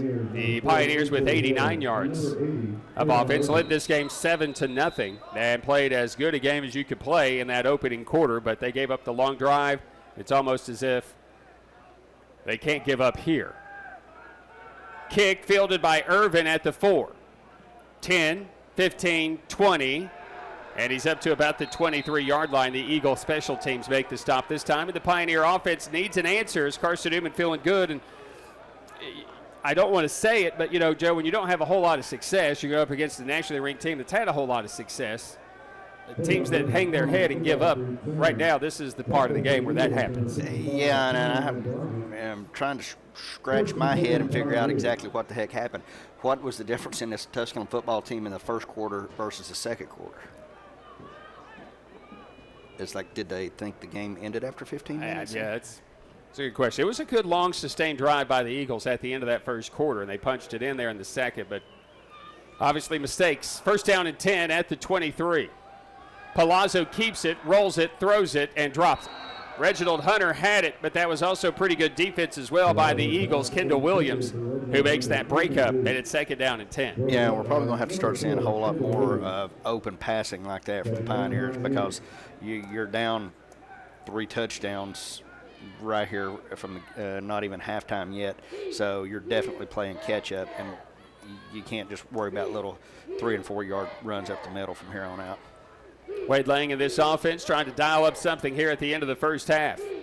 This handoff is right up the middle at the 25 and then just ripped down. Again, these smaller running backs for the Pioneers, and this is a new running back for me, Kendrick Moore, a sophomore out of Fort Lauderdale, Florida, a converted defensive back, was thrown down like a rag doll, and it's third down and 6. And literally, I'm pretty sure they had him up around the shoulder pads and just picked him up off his feet and slung him to the ground. Under normal circumstances, it'd probably be unnecessary roughness. Probably. 2 wideouts to the near side, 1 to the far side. That's Moreau.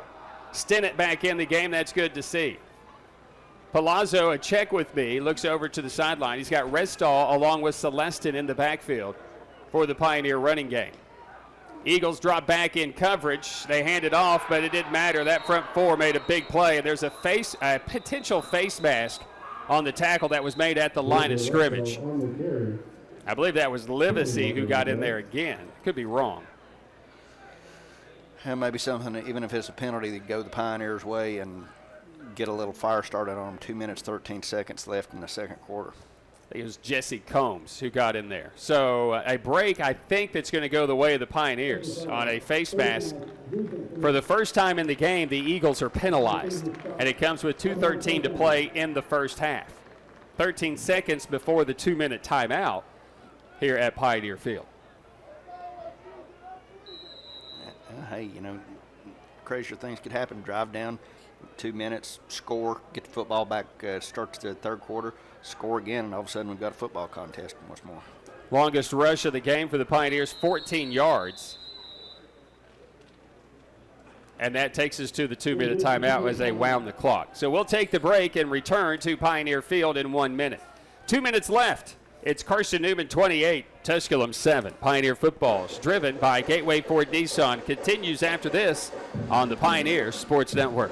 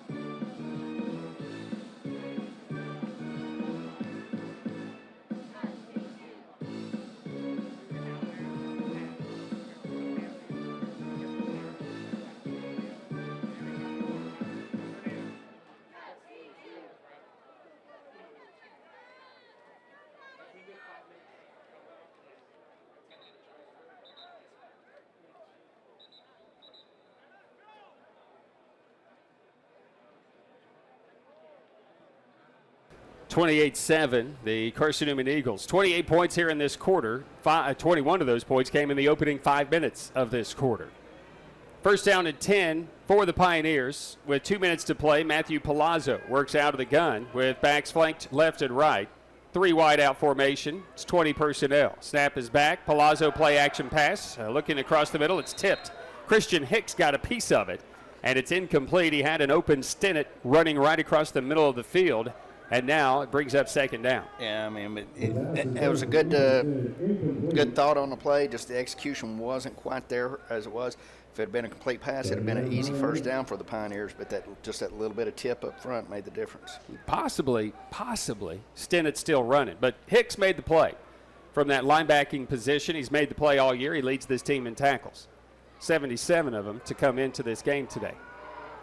Moreau will come in motion across the formation. They fake the give, and it's going to be Palazo to keep. It's a good read. He'll take it across the 45 up to about the 47-yard line, gaining 5. It makes it 3rd down and 5 with clock running at 1:40 to play here in the first half. Pioneers got to get a first down here, keep this football, keep the drive going. They do have plenty of time to get it into the end zone, but you don't want to have to punch the football back away to Carson Newman.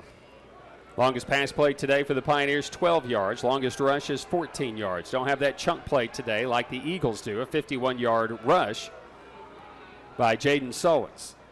Snap is back on 3rd down. Palazo is going to throw it deep, looking for Stinnett, and he's covered pretty well, and the pass is overthrown, incomplete. It's 4th down coming up for the Pioneers, stopping the clock as well. Yeah, and the Eagles do have 2 timeouts they can use once they get the football back. So punting it away will be Stephon Forbes for the Pioneers. And Stephon, who has had a banner year, averaging 45.4 yards per punt, is averaging 42.5 yards today. And 39.8 net on the season for Stephon. Meeks back deep. He stands at his 10-yard line. Forbes standing just inside his 35 at the 32-yard line. Snap is back. It's a good one. Forbes gets away a wobbly spiral, driving Meeks back, and he'll field it at the 11-yard line. Good punt by Forbes, and the Eagles will take over. I get my compasses off. Instead of stepping out of bounds at the 11, he stepped out of bounds apparently at the 12. So 1st and 10 for the Eagles. They just went 93 yards on their previous possession for a score. Of course, 51 of that was by Jaden Solins on the touchdown scamper. Yeah, just an easy run right up the middle. Once he broke through the offensive or the defensive line there of the Pioneers and got into a little bit of space at midfield, it was just a cakewalk. Nobody was going to touch him. Justin Johnson is 1 of 3 passing, but he's also 6 for 21 rushing. Solins 10 of 82. Toss to Ferguson on the near side, trying to get the edge, and he just might get back to the line of scrimmage. as that's good pursuit by the Pioneer defensive front. Malachi Jim Lawson is there to help for the Pioneers. Clock does continue to run, not out of bounds. Eagles not seem to be worried about their timeouts, but they do have 2 to use. Well, why not? I mean, 28-7, they lead. Maybe they get a first down, they worry about it, but 45 seconds to play. They're taking their time as they break their huddle.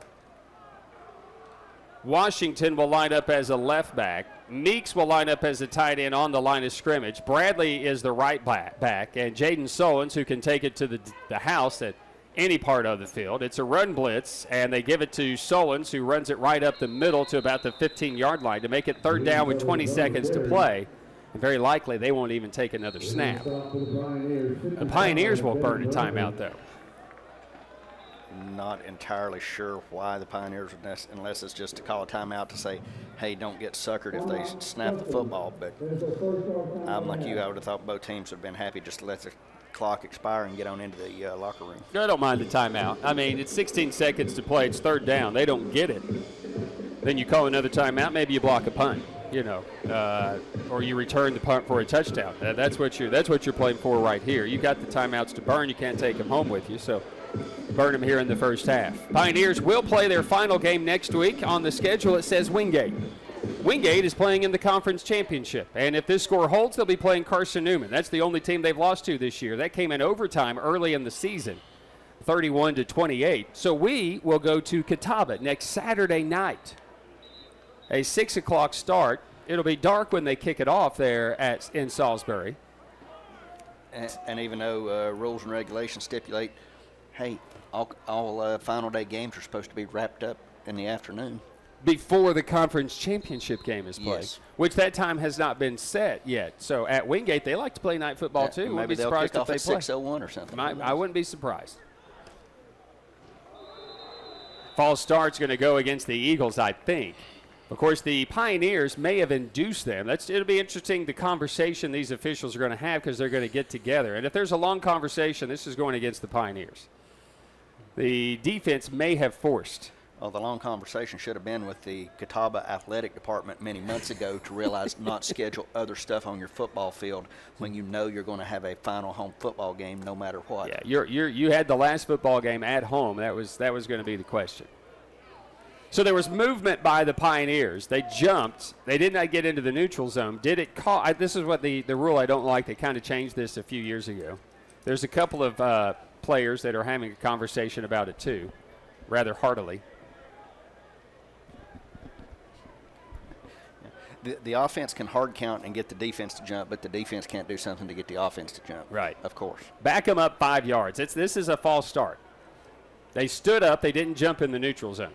Tell us what's going on, Todd Boyd, after a conversation and you guys figuring out. Just give me an indication. Give me something. The lead game on the defense, just before the motion, number 15, that's going to be a 5-yard penalty. Still throw down. They have simulated the snap, the defense. So, in other words, they said hut or what or check or something. But the umpire threw the flag at the offensive lineman that moved. He didn't throw the flag because of the simulated play count. Meanwhile, the Eagles are going to run a play, and it's going to be a first down. It was third down and a yard, and the Eagles are going to get the first down, so no reason to call the timeout now for anybody unless the Eagles just want to stick it to the Pioneers and try to get a chunk play, and they'll say no. There's a lot of chirping going on here in this first half, and the Eagles have all the reason to chirp as they'll go to the locker room flying high with the 21-point lead. And still more chirping. Well, this second half's going to be fun. You don't want to go anywhere. Well, welcome to the rivalry, right? Welcome to the rivalry. And, again, the end of the game might be interesting. Ashley Ingram in his first season with the Carson Newman Eagles. A longtime assistant, Billy Taylor, in his first season with the Pioneers. After a long career as an assistant coach, take their respective teams into the locker room. But it's Ashley Ingram's Carson Newman Eagles who have the big lead against the Pioneers.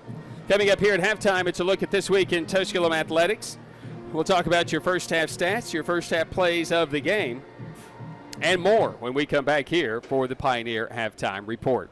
At halftime, it's 21st-ranked Carson Newman, 28. It's Tusculum, 7. Pioneer football is driven by Gateway Ford Nissan. It continues after this on the Pioneers Sports Network.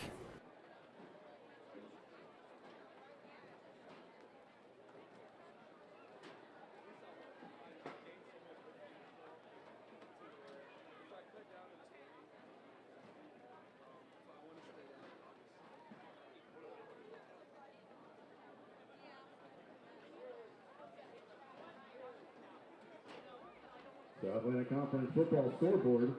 9 minutes to go in the third quarter. Barton 20, Limestone 16. 4 minutes to go in the second quarter. Emory and Henry 26, UVAY 0.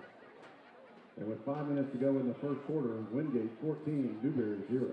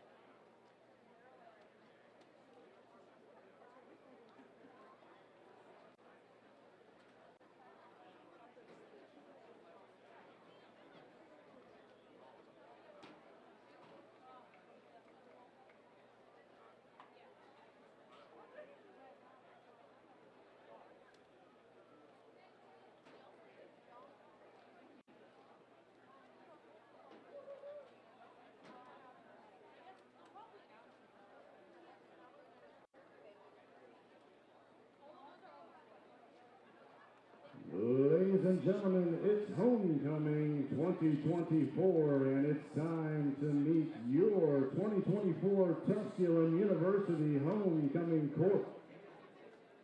Representing the freshman class, Megan Ownby is a criminal justice major from Sevierville. Megan is part of the Tusculum cheerleading team. She is the daughter of Nikki and Billy Ownby. Dante Strickland is a criminal justice major from Knoxville and a member of the Tusculum football team. Dante is the son of Kristen McGrew and Steve Strickland.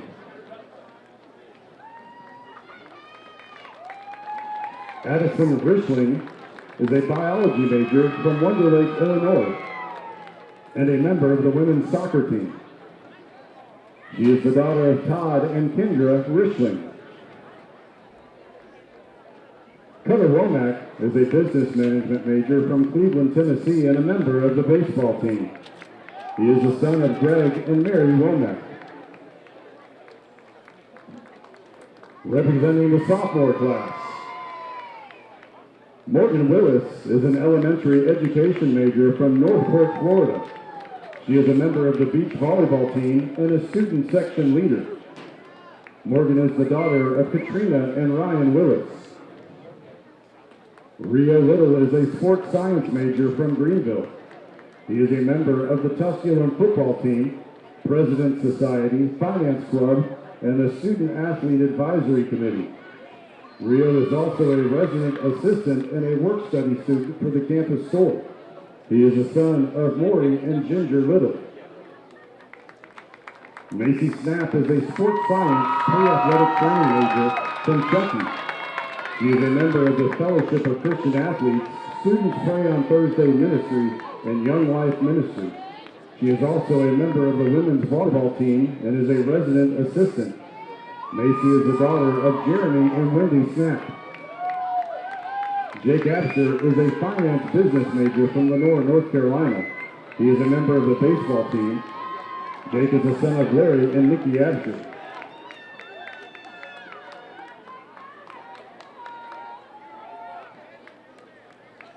Representing the junior class, Sophia Richmond is a chemistry major with a minor in biology from Houston, Texas. She's a member of Tri Beta, Science Club, Women's Beach Volleyball Team, and Dr. Ashford's Photodynamic Chemotherapeutics Research Group. Sophia is the daughter of Tony and Rebecca Richmond.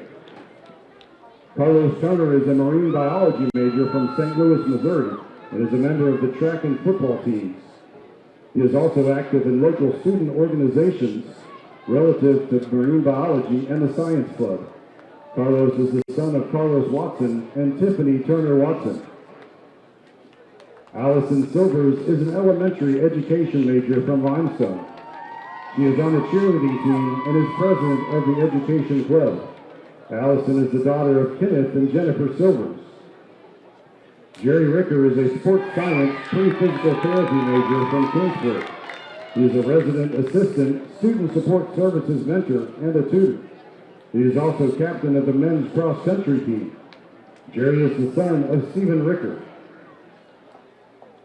And now representing the senior class, Alexis Burton is an accounting major with a minor in management from Springfield, Kentucky.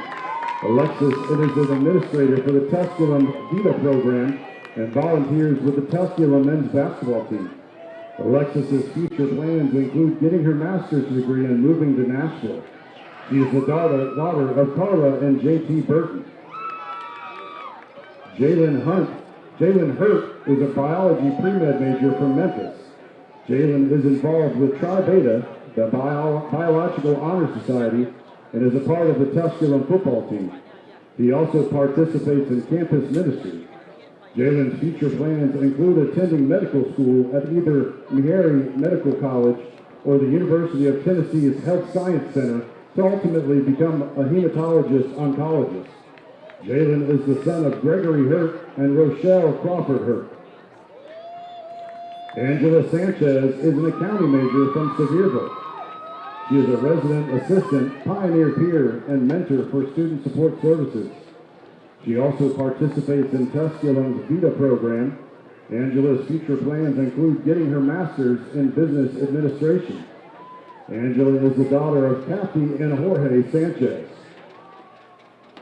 Kenneth Silvers is a business management major from Limestone. He is a member of the Tusculum cheer team.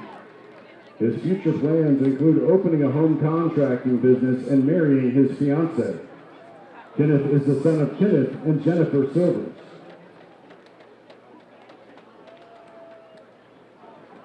Maria Torres Guevara is a communications major with a minor in marketing from Colombia, South America.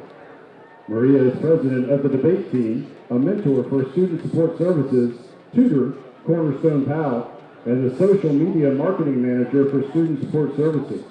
Her future plans entail continuing with social media marketing in hopes of one day working with an NFL or NBA social media management team. Maria is the daughter of Danielle Cancelado and Lenny Guevara. David Evans is an accounting and economics major from Johnson City.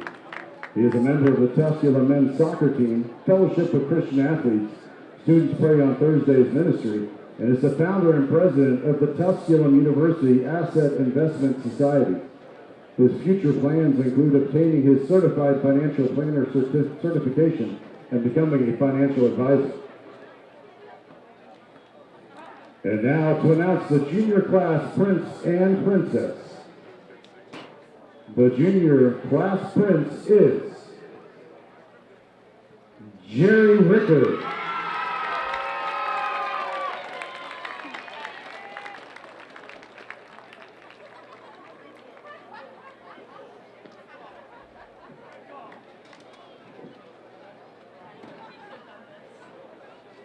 And the junior class princess is Allison Silvers.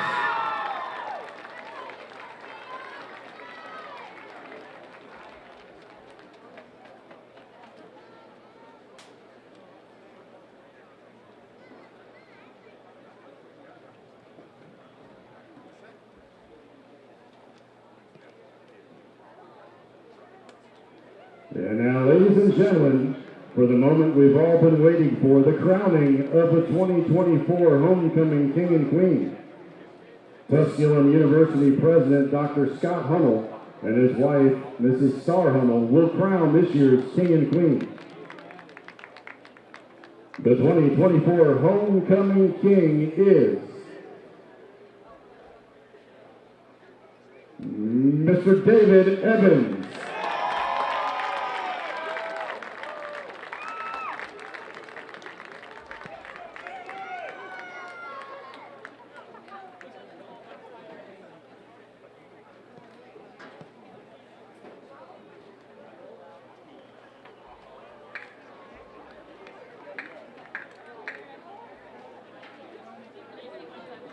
And the 2024 Homecoming Queen is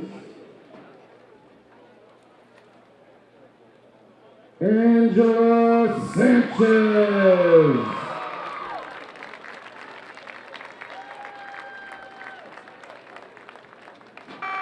Ladies and gentlemen, your 2024 Homecoming King and Queen.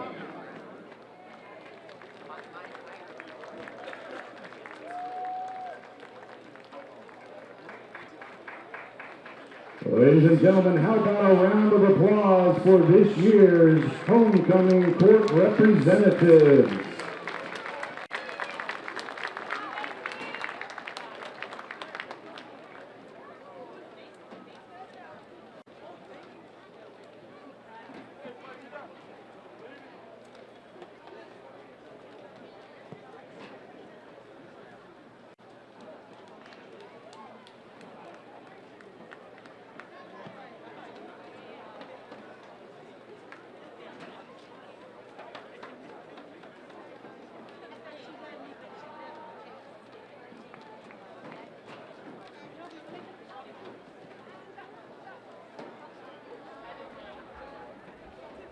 And it's now time to announce the Chick-fil-A of Greenville fan of the game. Our Chick-fil-A fan of the game is Rajay Channer. For being named the Chick-fil-A fan of the game, Rajay receives a gift card from Chick-fil-A of Greenville located on the Andrew Johnson bypass. Again, congratulations to Rajay Channer, our Chick-fil-A of Greenville fan of the game.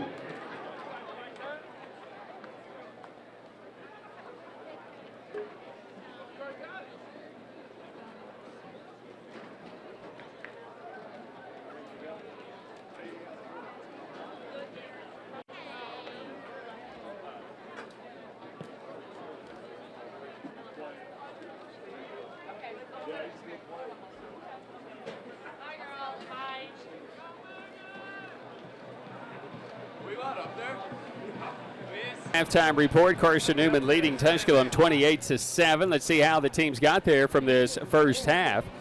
So the Carson Newman Eagles would receive the kickoff to open up the football game. They would quickly go 3 and out as the Pioneers had the dive and the stretch figured out. And then the Eagles also tried to throw it over their first couple of series to no success. Now the Pioneers didn't have success on their first series, as they would be forced to punt the ball away. But then they get it back on their second series. Something started happening, such as Kamani Brown making a catch. The running game was going. Palazo seemed to be honed in. They got advantage. They took advantage of some really good third down plays as well on that second series. And ultimately, it would lead to a third down and goal, where Matthew Palazo would keep it and take it in from 3 yards. To whichever faculty or staff member they like to see get a pie in the face.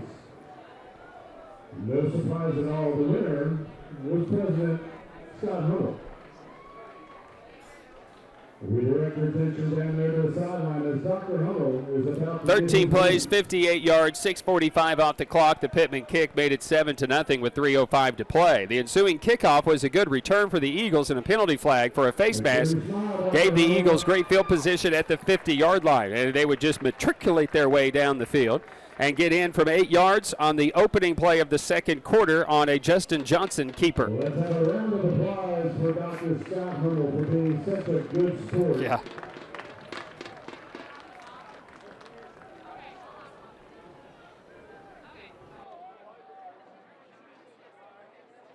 And let's have a round of applause Yards, 3 minutes off the clock. The Bennett Smith kick tied the game at 7. Well, it took just a few moments and a first down for the Pioneers as they were pinned inside their own 10-yard line on this particular drive, their next drive on the kickoff, because of another penalty against the Pioneers. They converted a third down, but then they faced their second third down of the series. And again, after converting on an end around by Corey Moreau, a holding penalty took it back to about the 15-yard line. And then on the ensuing play, Jimmy Olarinde stepped in front of a Matthew Palazo pass.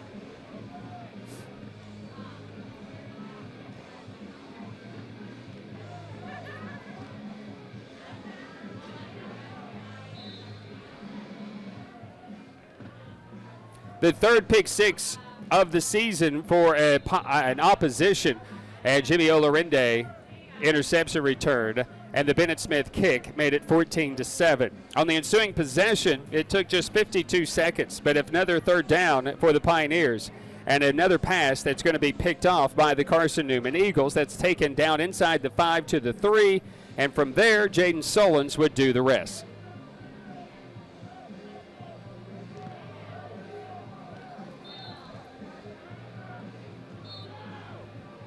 A play, 3 yards, 4 seconds. Bennett Smith had the point to make it 21-7. Pioneers again unable to move the football. They had great field position after a phenomenal kickoff return by A.J. Hill. But the Pioneers go basically 3 and out, so they would have to punt the ball away. They would punt that ball down inside the 5, and then it would take a Carson Newman roll to the 7. So that's where the Eagles would take over 1st and 10. They'd just go 5 yards in a cloud of dust until they got to about midfield, and Jaden Solons would do the rest.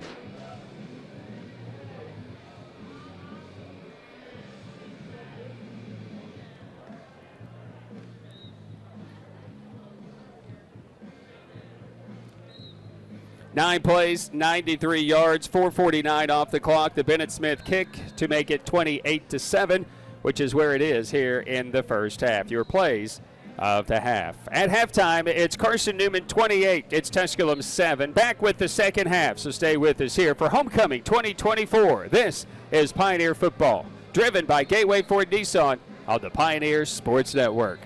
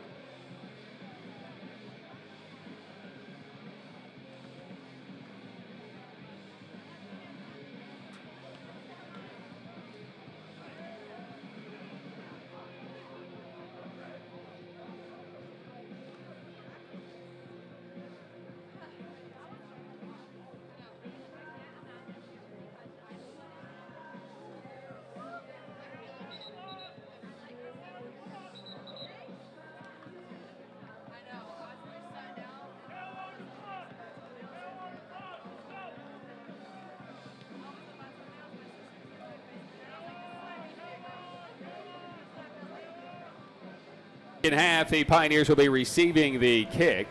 The Carson Newman Eagles leading at 28-7. Brian Staten, Joe Bird. As we were talking about this during an injury in the first quarter where Joe Bird honored it before the contest of over 30 years of coverage of Pioneer athletics and helping me out in the booth, and I didn't get to finish the point. Joe's been one of my greatest friends, my first friend since I came here to Greenville when I moved here. And our very first game was at Unaka, a football game that we went on to, and since then it's just kind of been that. And it started out, Joe's like, you know what, I can help you do these games. I go to the games. I'd like to go to the games, and so therefore I'd like to be part of that. And then since he's left the newspaper, it's just been, I'm going to keep doing it because I just like hanging out with you. And that's really more what it's been. It's more just a I mean, for crying out loud, this has been my greatest friend since I've been here. So that's more or less of what it's been about since it's been there. So I'm going to hate that you're going, I mean, I'm not going to know how I'm going to act. It's just it's part of life and transit. Everything you got to move along, and that's what we're getting ready to do. I'm sure everything will be fine here. You'll continue to do the superb job you do. Who knows? I might pop up from time to time. Oh, yeah. We make that East Coast swing down there to Wingate and Catawba. I'll just say, hey, make that little 4 or 5 hour trek. You got this. I got to do it. The kickoff is going to get through A.J. Hill and get into the end zone for a touchback where the Pioneers are going to take over at the 25. All right, Joe, so we were blitzed. I don't know if we won the Blood Bowl or not, but we could have donated in that second quarter because of the bloodbath Carson Newman gave. That's for sure. Yeah, absolutely. I mean, and the big difference, even you take a look, the 2 interceptions are what really hurt because they resulted in 14 points, one directly off the pick six and then one just the short field position a play later. Take those 2 away, it's a 14-7 game, and it's a dogfight here. So the Pioneers, the only thing you can do right now is just overcome that, and starting with this drive. I think that's why they didn't announce it, because we had a few more units to add. Well, it's 1st down and 10. Let's see if we can reverse this. A rush up the middle, not so much on the very first play of the second half. And again, it's one thing to see Carson Newman get 5 yards in a cloud of dust. We're running this thing right up the middle for a yard. It's 2nd down and 9. And you talk about Carson Newman, they will be playing for the South Atlantic Conference Championship next Saturday at Wingate. Those scores, not a whole lot to change. Number 24, Wingate leads Newberry 14-0. Emory and Henry 26-0 over UVA Wise, and Barton 20-16 at Limestone. That's an interesting score there. Jackson Roper is going to get the football. He is going to be lifted up off of his feet. He is going to be suplexed onto the turf, which is against the rules of football. But Roper gets up and runs off the field as he is absolutely planted in a move that would make anybody at WWE proud. Yeah, I mean, that's one of those things. I'm not sure what is your line for calling unnecessary roughness, or just, I mean. That. Apparently not today. Yeah. Apparently that's legal. 3rd down, 6 from the 29-yard line for the Pioneers. Got to convert. Got to get feeling good about the offense. Once again, they've been stymied. This pass is tipped. It would have been incomplete anyway. Hunter was not ready, and it's incomplete, and it's 4th down coming up. This game started getting chippy at the end of the second quarter. It was chippy whenever they were trying to get off at halftime, and nothing has changed, and it's only gotten worse just right there. So it's going to be an interesting last 2 quarters here in the home finale today.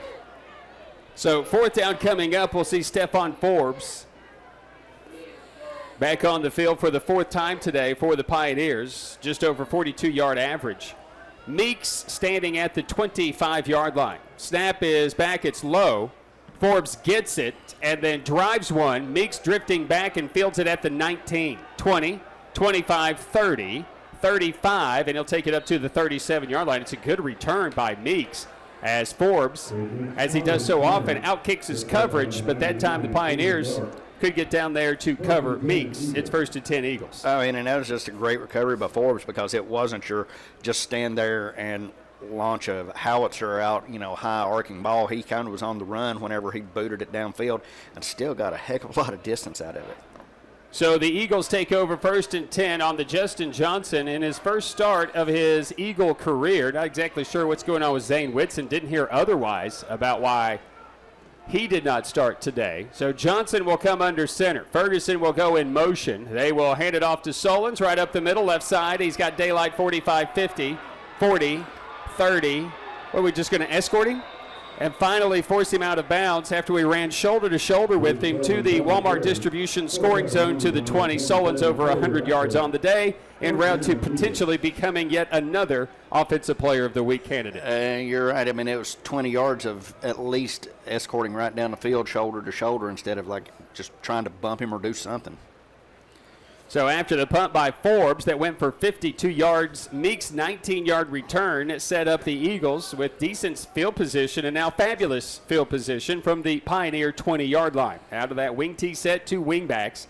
And this will be Johnson. He's going to keep it, running it right up the middle. And finally, Ernest Johnson III will bring him down inside the 15 near the 13-yard line for a gain of 7, where it's 2nd down and 3. And Johnson just doing a good power run right up the middle. He had defensive players hanging off the back of him, and he was still able to pick up 3 or 4 more yards. Pioneers had 27 seniors walk today, be introduced, and one of them was Ernest Johnson III, who has, once again, been one of the leading tacklers over the last 3 years for this Pioneer team, leading them today. He's on a run blitz right now, and Solons is going to get away from him for just a second, but then he's wrapped up and brought down after a short gain of about a yard, maybe a yard and a half, and it's going to bring up 3rd down about a yard for the Eagles. Yeah, third and not very much. Pioneers read that play, but unfortunately they've given up too much on 1st down, so now it's 3rd and easy for the Eagles.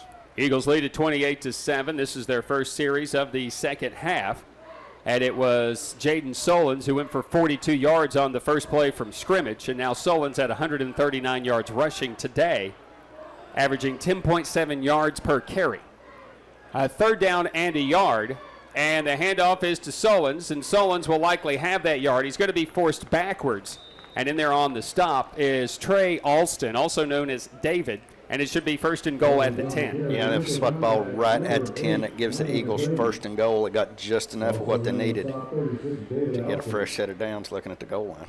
So 11 and a half to play here in this 3rd quarter of action. The Eagles who huddle, Pioneers huddle. Again, that's kind of a lost art in college football, huddling.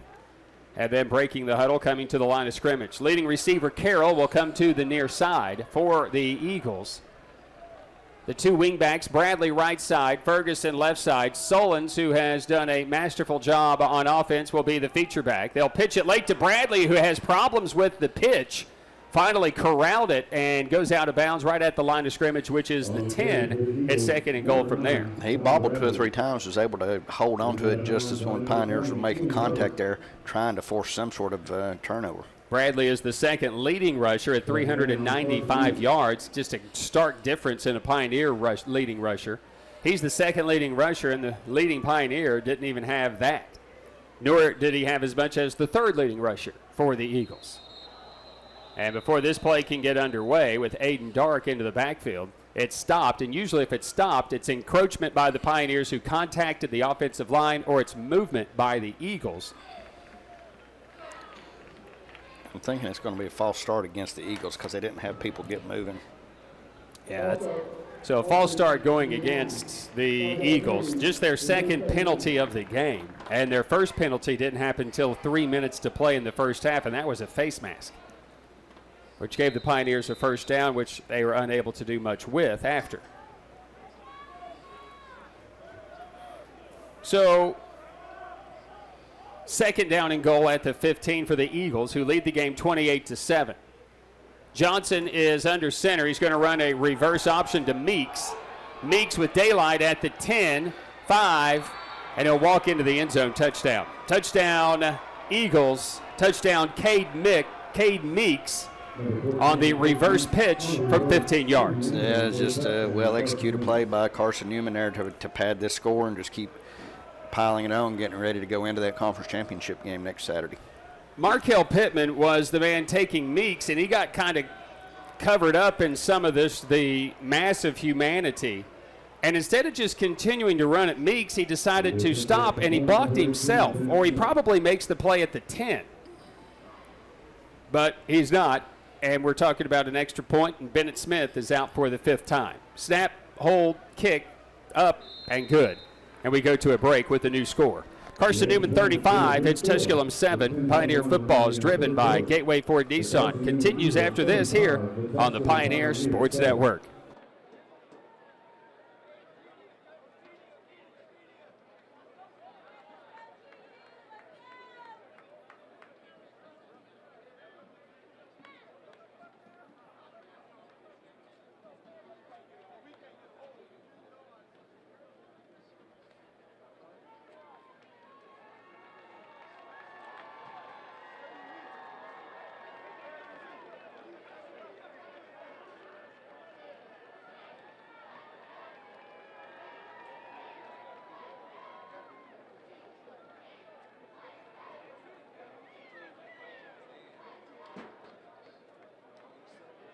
Southland Conference football scoreboard. 5:20 remaining in the fourth quarter. Limestone 33, Barton 26. At halftime, Emory and Henry 27, UVA-Y 6. And at halftime, number 24, Wingate 21, Newberry 0.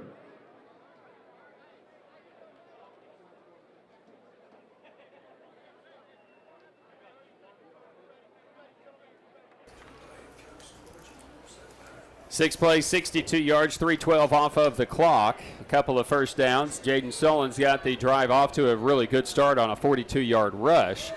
And then finishing it off is Cade Meeks on an end-around reverse pitch. The point after makes it 35-7. Brian, scoring updates. 5 minutes, 21 seconds left in the contest. Limestone has come back taking the lead at home over Barton. The Saints lead that game 33-26.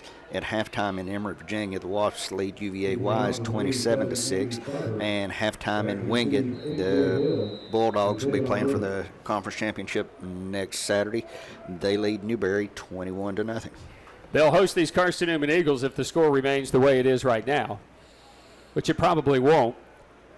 But not in the right way. Kickoff is fielded by Irvin at the 3, and he is just swarmed under by a sea of white jerseys, led by Major Williams, who's had a big game today defensively as well. 1st and 10 for the Pioneers. They will take over inside their 20-yard line, and they have had very little going offensively since the first quarter. Yeah, you talk about Major Williams. He does just such a good job for the Eagles. He's got speed to spare getting down the field, and I hate to say it, but each of the kickoff returns for the Pioneers, and there's been several of them today, it's a cookie-cutter pattern. You're not doing anything different. The Eagles have kind of picked up on where you're going, so they just get personnel over there. That's why they've gotten progressively worse.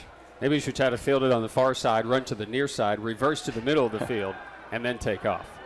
Palazo rolls out and pitches it complete. This will be Reginald Hunter for a rare first down for the Pioneers to the 29-yard line, even though he was laying across the 30 with the football. It'll be 1st and 10 at the 29. Yeah, solid play there for Palazo. Just tossed the ball right out to Hunter. Had one guy to beat, and he actually hit him and pushed him back to get the first down. Pioneers break the huddle. Garrett Priest leads the offensive line to the line of scrimmage for the Pioneers. That has been banged up much of the year. That inverted bone out of the gun. Snap will be back for Palazo, but it'll be a play-action pass to the near side. Kamani Brown has it at the 40 for another first down, as it'll be forced out of bounds there by Jackson Ward. It'll move the chains, 1st and 10 across the 40 to the 42-yard line. 2 plays, 2 passes, 2 first downs for the Pioneers, but when you're already trailing 35-7 here in the third quarter, I'd like to see some of that earlier. Everybody was standing around as if there was a penalty flag down. I don't think the Pioneers believed they'd had success with 2 first downs consecutively on the play. Yeah, they just like, well, there's bound to be a penalty somewhere. Where is it? It didn't happen. So that was good. Chris Sweeney, the left tackle today. Adrian Gum, the left guard. Gabe McLand, the right guard. Vernon Holland, the right tackle. And Garrett Priest leading the offensive line back out. Snap is back. This will be a handoff, and Otasui Dion will cross the 45 to the 50 into Eagle territory as he'll take it to about the 49, maybe the 48, depends on the spot. And they'll say 2nd down and a yard. Yeah, it's not even 2nd and a yard. 2nd down in a matter of inches almost. Well, a little bit farther than I thought, but still 2nd down and a whole lot of manageable. Pioneers just keep moving. Stinnett along with Brown to the far side, Moreau to the near side. Reginald Hunter, the tight end, or an H-back on the left. Dion in the backfield. Palazo is going to fake it to him and keep it and go sliding down at the 45-yard line where he started his slide. And that's moving the chains. 1st and 10 for the Pioneers, their best offensive series since the opening quarter. Yeah, so, again, that second quarter was just a head-scratcher, and we know the offense, they did so well in the first quarter and then sputtered in the second, and the defense really didn't have much of a chance to stop Carson Newman in the second quarter just because of the bad field position they were given. Had a chance here to start this second half. They couldn't do it, and the Eagles have added to their lead at 35-7. Here's Palazo passing to the flat right side, and the extension of a running play to Stinnett, who is taken down rudely after a 3-yard gain to make it 2nd down and 7. Yeah, solid tackle there by Carson Newman. Actually had Stinnett by his feet and just upended him, jerked him down to the turf. Major Williams there on that stop once again. He got some help from Mekhi Brown. It'll be Dion on the left shoulder. And again, the new running back today is Kendrick Moore. New guy I've had to learn. Here it is, the penultimate game of the year, and I'm learning new guys. Palazo will run the pitch to the right side to Moore. He pitches it late at the 40, and Moore takes it to the 39-yard line. So it'll be 3rd down and 4 coming up for the Pioneers after a gain of about 3 more. Had a couple solid plays there to start this drive to move down into Eagle territory, but now they've kind of given up a little bit, not getting the big plays. JoJo Restall, who led the team in rushing last week, has been a non-factor today. He had 172 yards last week. I don't know that he's touched it today. I don't think we've called his name at all. He's out there now. JoJo Restall on the left shoulder of Palazo on 3rd down and 4. Reginald Hunter, the H-back to the right side. This is Restall, and Restall is going to fight his way down near the 1st down marker. I think he'll be just shy of it, just at the 36-yard line, so it's 4th down, about a yard to go. Got to go for it here if you're the Pioneers. Got nothing else really to lose. You're already trailing, as we said, 35-7, coming under 7 minutes left in the third quarter, so go for it, see if you pick up the yard and get a new set of downs. So 4th down and a yard. And the Pioneers with that offense out there trailing 35-7, send Moreau to the far side, Stinnett to the near side with Kamani Brown. Restall stays in the backfield with Palazo. He'll move Hunter from the left back to the right back, just behind the tackle on that right side. Restall gets the snap, and he had no chance. He's brought down in the backfield by Mekhi Brown for a loss of 3. And it's 1st and 10 for the Eagles at the 40. Well, that was absolutely well read by Carson Newman. They knew what was up before the Pioneers even had the ball handed off. Like a hot knife through butter. And the Carson Newman Eagles make the play and make the stop. With 6:09 to play here in the third quarter, the Eagle offense will be back out, leading the game 35-7. As Carson Newman looking to end a 3-game losing skid to the Pioneers, which is something quite remarkable in itself. Yeah, last Carson Newman win, 49-13 in Jefferson City in 2019. Last time they won here in Greenville was also homecoming, 2014, a 55-35 win. The Pioneers put up 35 points in the second quarter alone on that day. First play handoff is for no gain right at the 40-yard line. And so Justin Johnson and the Eagle offense back out there. That last handoff for Solons goes for no gain. So good job by the defensive front for the Pioneers. Don't think the 35 points are in the cards for the Pioneers here this afternoon. Carson Newman already there leading 35-7. Was coming down about 5.5 minutes to go in this quarter. Well, it is obviously doable. I mean, the Eagles put up 21 points in 5 minutes. 2nd down and 10 for the Eagles. This will be Johnson. He'll keep it, pitch it late to the outside. Ferguson, I should say, the Eagle running back who takes it outside, is taken down by Radcliffe and trying to pick up the new running back in the contest for the Eagles. That looks like Nate Adebayo. Adebayo out of Maryville, Tennessee from South Doyle High School. It's going to bring up 3rd down and 7.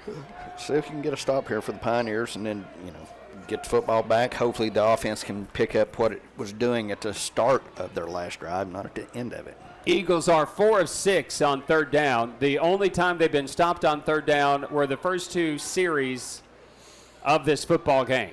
They have not been stopped since. Johnson to pass, looking across the middle, and he throws it high and incomplete. There are no flags It is 4th down. You did have wide receiver stumbling there a little bit, but that was just because he was reaching out trying to get the football where it was thrown so far out in front of him. No contact anywhere, no pass interference, no completions, and bringing on the punt team. Carroll, who leads the team in receiving, has the 1 reception today for 10 yards. He's averaging 16.1 yards on the season. Meeks, the second leading receiver, at 17.8 yards per reception. The Eagles, who lead the South Atlantic Conference in receptions, or I should say in receiving yards per catch. Well, when you run the ball as effectively. Since the first quarter, this is the first time that we have seen the Eagle punt team. They're going to drive Terry back inside the 10 at the 9. Terry hesitates, makes a couple of guys miss, now comes near side at the 15. Gets another block at the 20. Terry stumbles, 25-30, still on his feet at the 40. Terry spins to the 45, and he'll take it up to the 48-yard line before he's finally stopped. And the most exciting plays of this football game have been the return team by the Pioneer special teams. Yeah, I mean, that's twice now on returns that the Pioneers really had one man to beat, or it would have been taken back to the house. It was still fun to watch, though. Terry has been pretty good. He's been back there over the last 3 games. Of course, Carlton Terry comes to us from Wofford, the 6-foot junior. And it's 1st down and 10 at the Pioneer 48. And Matthew Palazo and the offense back out there to go at it again with 4:30 to play here in this 3rd quarter for our 3rd series of the game. Jalen Hunt on the right shoulder of Palazo, who works out of the gun. Tight end is set on the left side.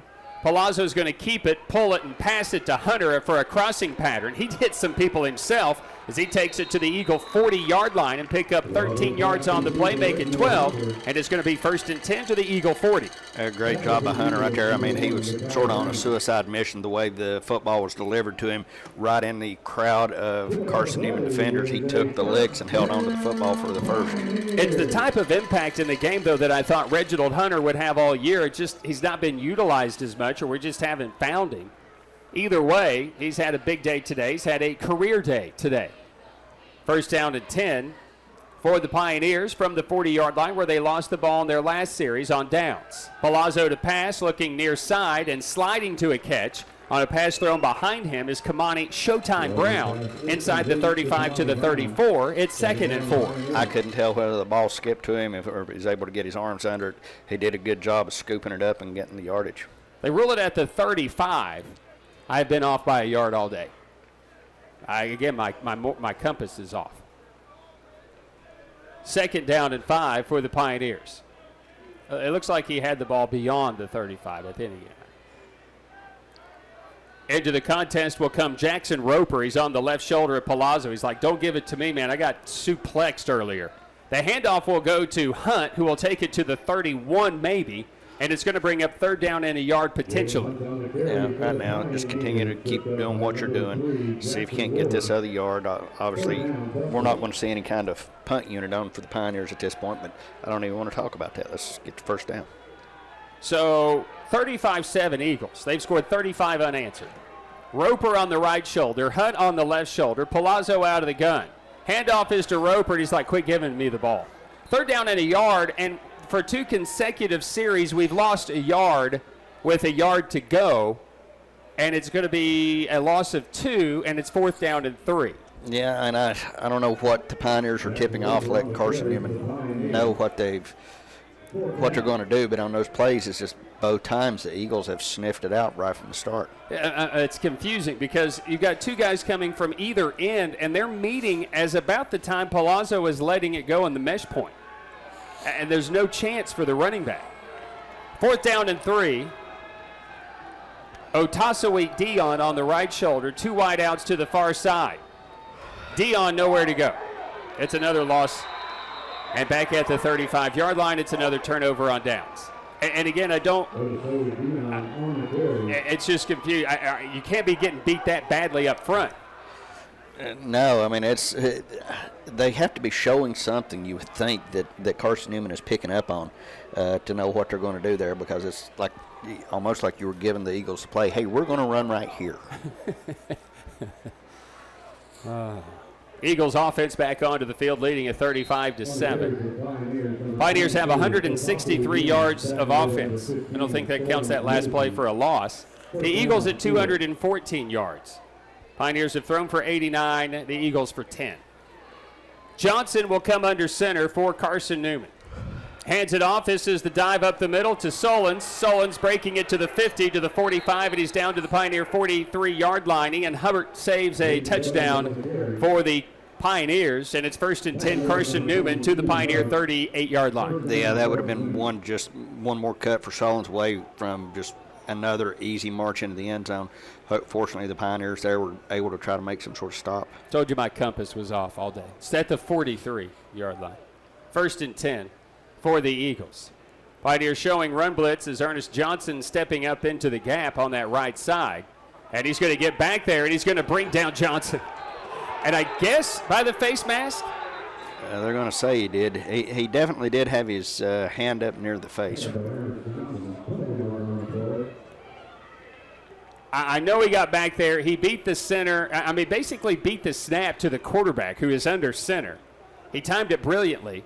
And then he had, for sure, a grab of the shoulder. I don't think he grabbed the face mask unless he caught the side of it. And again, from the side and through the binoculars, he was definitely around the face. But it's 15 yards. Gives the Eagles ball 1st and 10 at the Pioneer 28. 35-7 Eagles. Solons, who has pretty much gone the entire way as the feature back, will get the handoff, and he'll take it up, cut outside at the 20, 15-10, and there is a flag down all the way back at the 34, thrown by the referee, who has likely seen something about the point where Solons cut to daylight. There was probably a reason he was able to cut to daylight freely. A rare penalty likely that's going against Carson Newman. So an illegal shift with two men moving at the same time. And that was Keithan Washington, who went off in motion. And that meant that somebody else was at least maybe adjusting or trying to come set on the offensive line. I didn't see an offensive lineman move. So 1st down and 15. Move it back to the 33-yard line. How that wing tee set. Solons is the feature back. Bradley will go in motion. Solons will get the handoff, make a couple of guys miss. There's another flag that's down. Solons will take it to the 30. Malachi Jim Lawson holds him up with TJ Gentgosian. Yeah, this was going to be offsides against the Pioneers. You had one of the guys showing blitz and didn't get himself quite pulled back enough, I don't think. They let the play go, which either is going to be against the Pioneers. Billy Taylor is out to hear part of the conversation where we have huddled for penalty flags all day long. Do they have microphones? Do we have to huddle? Can you just talk instead of walking around? Can we just talk and use the microphones? And now another flag.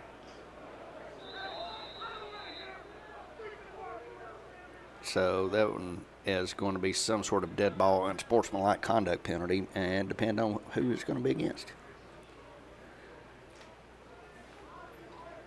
And obviously it's going to be against the Pioneers. I don't know what the first infraction is. Well, frustration, obviously.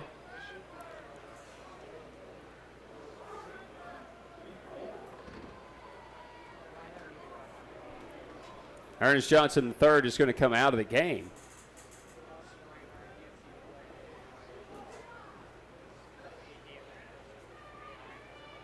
So what's the first foul? Okay, it took us 3 minutes to figure out we had offsides.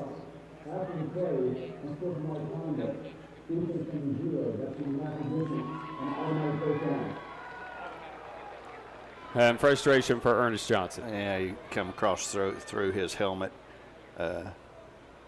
Not really the fault of his own team or the Tusculum equipment there. Big day for him. He's already had 8 tackles. Darrell Smith with 7. Malachi Jim Lawson also with 8 tackles on the day. So half the distance to the goal after the unsportsmanlike, his first of the game, and likely his last. Inside the 20 to the 14-yard line. 35-7 Carson Newman as we return to action. Bradley will go in motion. They'll hand it off to him. He bobbles the handoff and the exchange, and he's going to be taken down right at the line of scrimmage by Aiden Dark of the Pioneers. So it's an alignment assignment game, as you hear. And before I finish that, I'll do that in the fourth, as we have reached the end of the third, mercifully enough. At the end of 3 quarters, it's 21st ranked Carson Newman 35. It's Tusculum 7. Back with the final 15 after this as you listen to Pioneer Football, driven by Gateway Ford Nissan on the Pioneer Sports Network.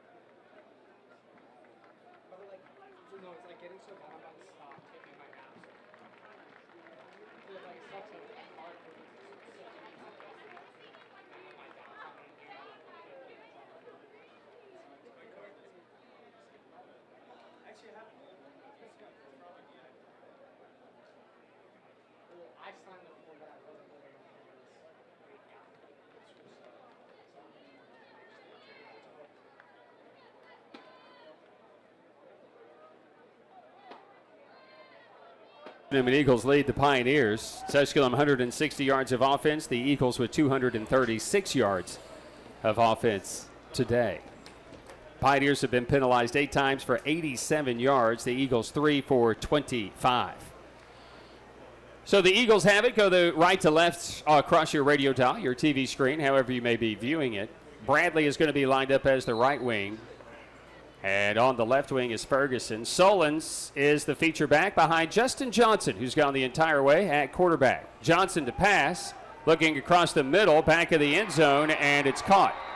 Touchdown Eagles. Touchdown Cade Meeks as he gets it from 14 from Johnson. There is a flag on the play at about the 17-yard line. Yeah, no indication yet what the penalty is going to be. It's just back at the end zone right at the post. Carson Newman threw the ball up, jumped up to get it, come down in the end zone. So they're going to call a penalty around the 14, which is the line of scrimmage. They got a block below the waist. That's a no-no. You could call that every time against a lot of offensive lines, but especially against Carson. I'm not saying they're doing it dirty. It's just the nature of the beast in their offense that they run. You could basically call it every time. Mm-hmm. Brian, scoring updates. It's gone final, and Gaffney Limestone defeats Barton 40-26. Halftime at Wingate, the Bulldogs lead the Wolves 21-0. Emory and Henry pulling away from UVA Wise at home, leading the Highland Cavaliers 41-6, and that game is in the third quarter. That's a huge rivalry game. 35-7, Eagles with the lead, facing second down and 25 here. This is going to be a run right up the middle, breaking tackles at the 20, 10, 5, house. Tyler Curtis touching pay dirt from 25. Just continue to keep piling on, and but you really can't fault the Eagles if the Pioneers aren't stopping them. What do you expect Carson Newman to do? Curtis's 4th rushing touchdown, his longest rush of the year. He's going over the sidelines and says, "Where's the oxygen?" And it comes 15 seconds into this fourth quarter, and the Eagles have put up their 41st point. But it's Smith to add the point after for the Eagles. Snap, hold, kick is low, but driven good. Back in 30 seconds. New score. It's Carson Newman 42. It's Tusculum 7. 14:45 to play here from Pioneer Field. As you listen to Pioneer Football, driven by Gateway Ford Nissan here on the Pioneer Sports Network.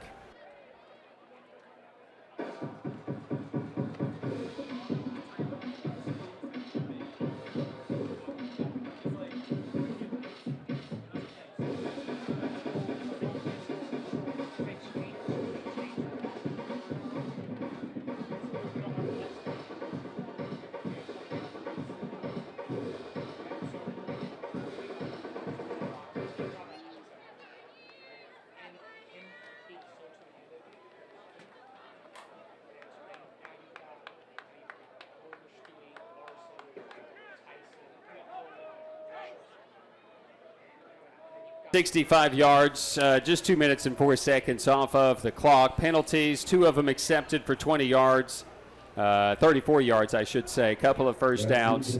Tyler Curtis taking it to 25 yards into the end zone after the penalty on the Eagles. After an apparent touchdown was wiped off the board, he made sure that touchdown stayed on the board.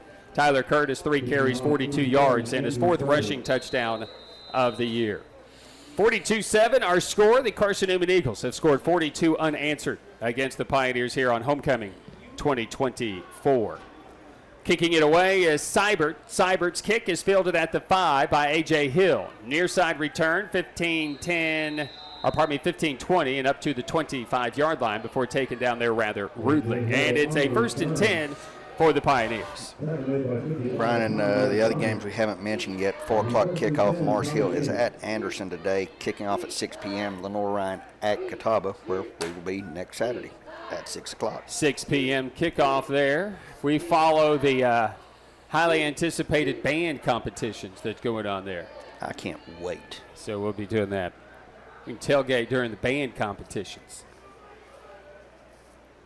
Second time the Pioneer football team and you and I have been to Catawba this year. I didn't go to the other one. Yeah, we've been. Yeah, we've been there. What game did I know? It was the Lenore Ryan game. Yeah. Yeah. We were there. Timeouts asked for. Joe and I will discuss it when we come back. 14:38 to play, back in 30 seconds. The Carson Newman Eagles lead the Pioneers 42-7.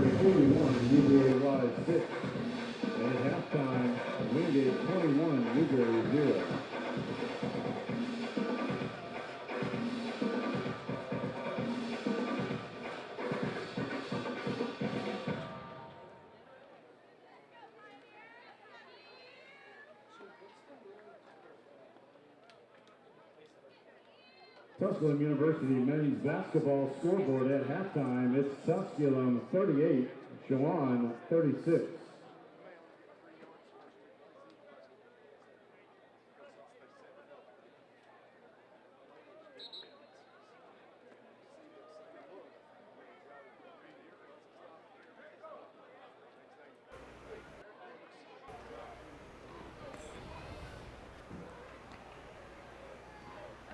Pioneers burned a timeout here as Joe and I, we didn't go to Mars Hill. We didn't go to Mars Hill. I knew I didn't go somewhere. But a Joe did go to Mars Hill.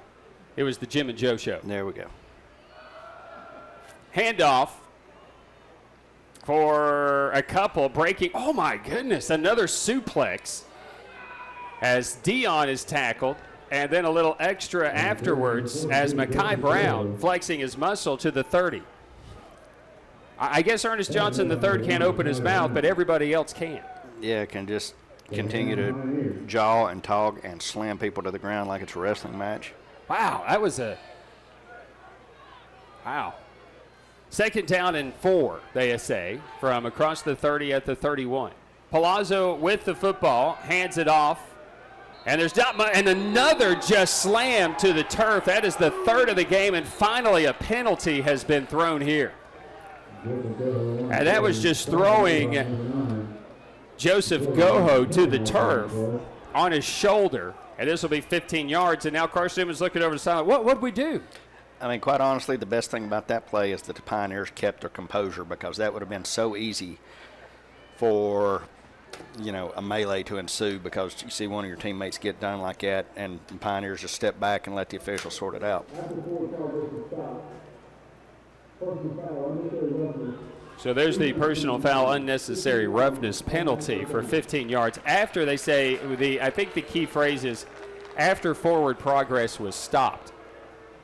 I can promise you the other 2 times that somebody has been slammed, forward progress was stopped. Yes, very much so. But finally did get the call there. It was well warranted. All right, so 1st down and 10 via penalty. Pioneer offense a bit anemic after setting a record of 461 yards last week against UVA Wise. They have not had any chunk plays today. And this pass across the middle, and the Eagles have just made every single play since the first quarter. Is Jalen Hunt nowhere to go on the dump off on the screen? That's complete for 0 yards. I mean, and that is exactly what it was. Palazo had no choice but just to dump the ball right over the middle there into nothing to get rid of it to protect himself, and went for naught. Aside from a kickoff return or a punt return, we have had no offensive plays go over 20 yards today. 2nd down and 10, 13 minutes to play in this one. 42-7, Carson Newman. Handoff up the middle, and this is Moore. 50, 45, 40, and he'll take it down to the 35. And there's a 20-yard play as the Pioneers get a 1st and 10 by the converted defensive back, Kendrick Moore. Okay, yeah, let's get some more of that. A little bit too little too late here with 12 and a half minutes to go in the football game, but still, it's nice to see this Tusculum team continue to fight. 1st and 10 to the 35. Pioneers have been to the Eagle, inside the Eagle 40.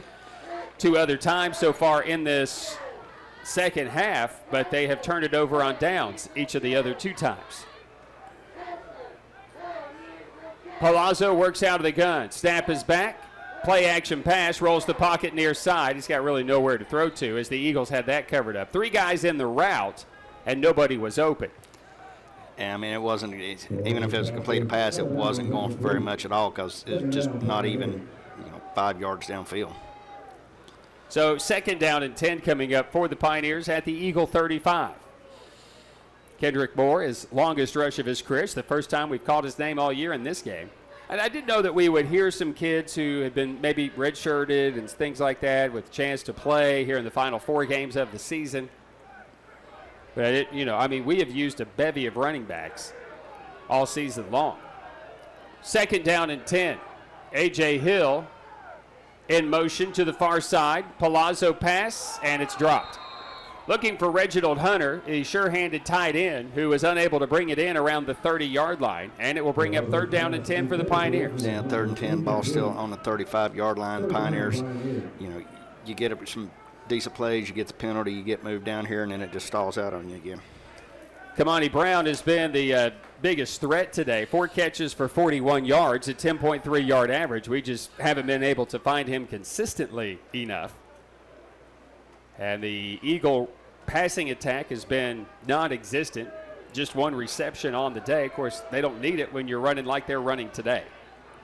3rd down and 10 for the Pioneers at the Eagle 35. Palazo play action to pass. Looking to the near side, it's great coverage. Tusculum looking for a flag, but Jackson Ward with great coverage on Ashton Higgins, and it's 4th down and 10. Yeah, that one could have gone either way. It didn't go the Pioneers' way, so now they've got to do something on 4th down. So with 12 minutes to play in the football game, Pioneers faced yet another 4th down. The other 2 was with it less than a yard, basically, and they were turned away each time. So the Pioneer offense breaks the huddle. Moreau to the near side, Stinnett and Brown to the far side. Hunter, the tight end, is set to the slot to the near side. 3 seconds to get the playoff. Palazo on 4th down and 10 gets the snap. He's blitzed. He throws it complete to Moreau. A crossing pattern inside the 25. He'll take it to the 23-yard line and move the chains. 1st and 10 for the Pioneers. That was a little bit good work there. Moreau, the hero of the Pioneers' lone win here with the longest play in school history back a few weeks ago, and he was able to get a 1st down for Tusculum today. In his final game for the Pioneers, I thought it was interesting. He comes out of Monk's Corner where they play 8-on-8 football. Huh. Yeah. The former walk-on, Corey Moreau. 1st down and 10 for the Pioneers. They have it inside the 25, the furthest penetration against Carson Newman's defense of the game. Here's Jalen Hunt up the middle. He's broken it at the 20. At the 10, he's on his feet inside the 10, down to the 7 as he's into the Walmart distribution scoring zone here in the second half. The Pioneers have it 1st and goal. Just a good churning run there to keep things going. Nothing fancy right up the middle. Slipped a couple tackles, kept himself moving, and got the 1st down. Pioneers will go fast. There's too many men on the field for Carson Newman, and the ball is ducked underneath inside the 5, and they'll get 5 yards with too many men on the field for the Eagles, who are just kind of casually running off the field. Yeah, not really paying attention to what was going on, trying to do substitutions in there, and the Pioneers caught them with 12 guys out there. late in the day here on this Saturday and early mid-fall, but, you know, as far as the time change is concerned, the shadows hit differently here. So from the 7, the Pioneers will take the penalty for too many men and keep the down. So too many men, half the distance, takes it inside the 5 to the 4. I can tell you this, the sun hasn't been enjoyable today, but it's nothing as brutal as what we did last week at UVA Wise. I mean, I had a headache after that one. It pounded you. Of course, I couldn't ever turn to my right. I kept hitting the girl running the replay camera. You just like, you try to turn to the right and see what was going on, you just boom. This little toss to the left side to Jalen Hunt. He'll be into the end zone. Touchdown Pioneers. Touchdown Jalen Hunt, scoring from 4 yards, and the Pioneers finally answer the Eagles. Yeah, first trip to the end zone since the opening drive, I guess it was, for the Pioneers, all the way back in the first quarter. 42 unanswered by the Eagles, finally answered by Jalen Hunt for the Pioneers as he gets his second rushing touchdown of the season. Pittman to add the point, Palazo to hold it. Snap, kick is like a top and it's through. I think it was blocked. Well, or not, or somebody's learned something from Camacho on how to hit that ball and make it spin like a top. Yeah. But it goes through, too. Went through. I love watching that pregame. When we come back, kickoff. New score. It's now Carson Newman 42. It's Tusculum 14. 10:44 left. This is Pioneer Football, driven by Gateway Ford Nissan on the Pioneer Sports Network.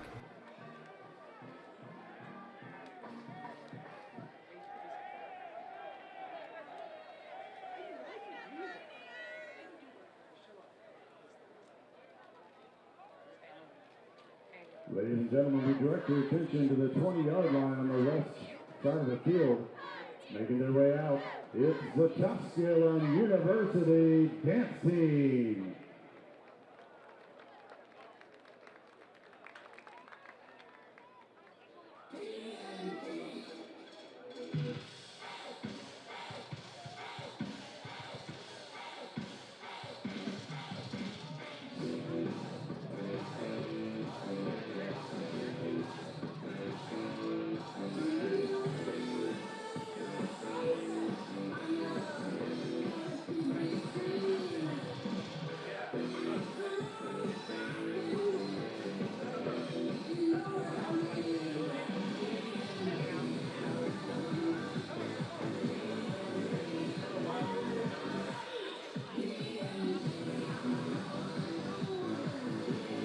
.354 off the clock, a key fourth down conversion to Corey Moreau on the drive, and then Jalen Hunt taking it into the end zone from 4 yards away, capping the drive for the Pioneers, who are finally on the board here in the fourth quarter. Pittman's kick was just good after it was slightly deflected,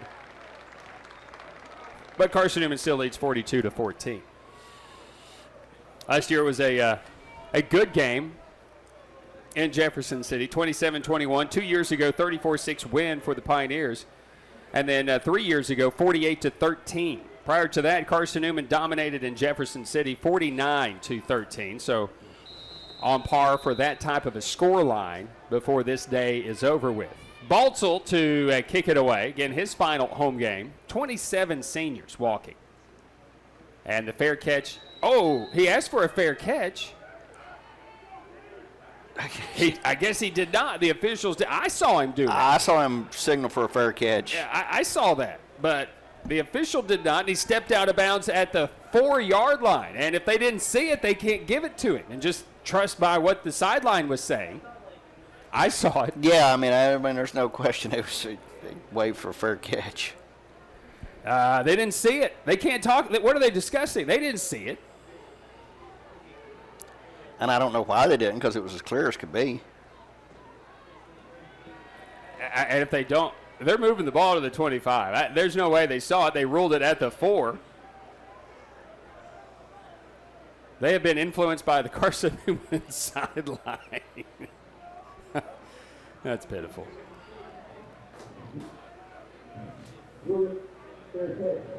The ruling is a fair catch. That's one of those things where they say replay assistance. They got replay assistance. Yeah. I don't think it was as visible as a fair catch. I think that's what he was doing. It also looked like he may have been trying to keep his balance. But either way. 1st and 10 at the 25 for the Eagles. New quarterback is into the game.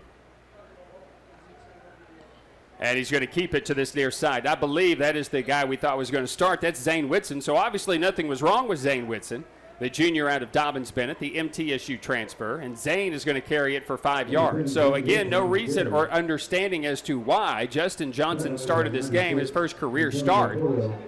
But Zane Whitson carries for 5. Well, Johnson certainly did a good job for the Eagles. For his first career start, he's got them on an easy path to victory here this afternoon. Yeah, their defense had a lot to help him out. He was struggling there the first couple of series for sure. This will be Austin. He'll carry it to the 34-yard line where they will blow it dead before he crosses the line to gain. So it's 3rd down and less than a yard. Yeah, yard short for the first down. They actually did just move it back to right at 34 and 35 yard gain. Matthew Palazo, 13 of 25 for 101 yards passing, and he also still leads the team in rushing with 31 yards. 115 yards rushing today for the Pioneers. Whitson, quarterback keeper, right up the middle, and he'll have it across the 35 up near the 39-yard line. So it'll move the ball 5 yards. Again, it's when the Eagles move the football, they move it for 5 yards, not just 2 or 3 typically. Had one of the Pioneers lose his headgear, so they did do equipment stoppage there, the officials. Now the clock is back running. That was Tarek Pons, who I met this week and had a chance to talk with him during the Pioneer Football Show and asked him a little bit about their rivalry with Carson Newman. You remember last year, he was the lone Pioneer sitting under the scoreboard. That was him. He was not involved in any of the fracas that was going on. We were laughing because Tarek was sitting under the scoreboard. Yeah, I mean, they had said before the game, if we win, we're going to take a picture at the scoreboard. So he went to the scoreboard, and he just stayed out of the mess. Yeah, he stayed out of the mess. But after that, then they couldn't take a picture at the scoreboard. Rashad Watson is in on this tackle of somebody who was running the football for the Eagles, who gains 4 yards on the play. We're at 2nd down and 6. We're hoping not to see a mess here today here in about 9 minutes. Not sure we're going to get that wish. Cade Parker wide out to the far side. Cade Parker was a phenomenal football standout at Jefferson County High School. Handoff on the end around to the right side. Daylight 50, 40, 30. Keithan Washington is going to be shoved out of bounds or not. Nope, he's into the end zone. Touchdown Washington. Touchdown Carson Newman as they score it from about 58, but there is a flag down. Penalty flag right back at about the 49-yard line. About the point where Washington broke the daylight. And when he got around the right end, it was in game. But Markel Pittman did chase him down to that far sideline. Oh, what's a block below the waist against the Pioneers. So the touchdown will stand. Definitely an unusual ruling there because the defense is generally not blocking. The defense is trying to tackle. Keithan Washington had 1 carry for 4 yards on the season coming in. His carry to touchdown ratio is off the charts, 100%. 2 carries, 2 scores for Keithan Washington on the year. And the point after is going to be added this time by Blaine Crook. Blaine with the chance to add a point. Snap, hold, kick is good, and the Eagles add to their lead. Another timeout, 8:17 to play in the football game. Carson Newman 49, it's Tusculum 14. Pioneer football continues after this, driven by Gateway Ford Nissan on the Pioneer Sports Network.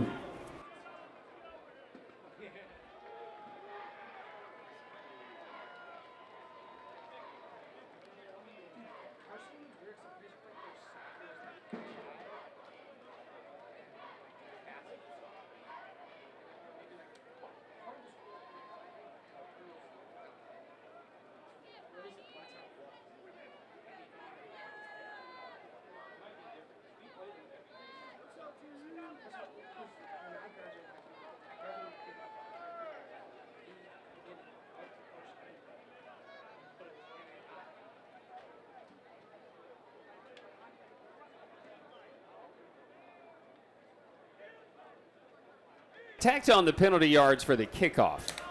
The drive was 5 plays, 75 yards, keeping Washington scoring from 57 yards, officially 58 yards. And then the point after was good. Well, shouldn't that have been a situation where the penalty is declined? Because it was during the run of play, it wasn't a dead ball penalty. That's the thing. You either accept the penalty or you accept the play. But they scored on the play, so I didn't think you would have the option to do that on the extra point, which obviously you do. And then on the option on the extra point, they extended it to the extended option of the extra point, the kickoff. It'll be a short kick from the 50, fielded by Hill at the 10. He's got a near side return. He's got some daylight over here if he can get the corner. 10, 15, 20, and up to the 25-yard line. So a really nice effort by A.J. Hill, showed some speed.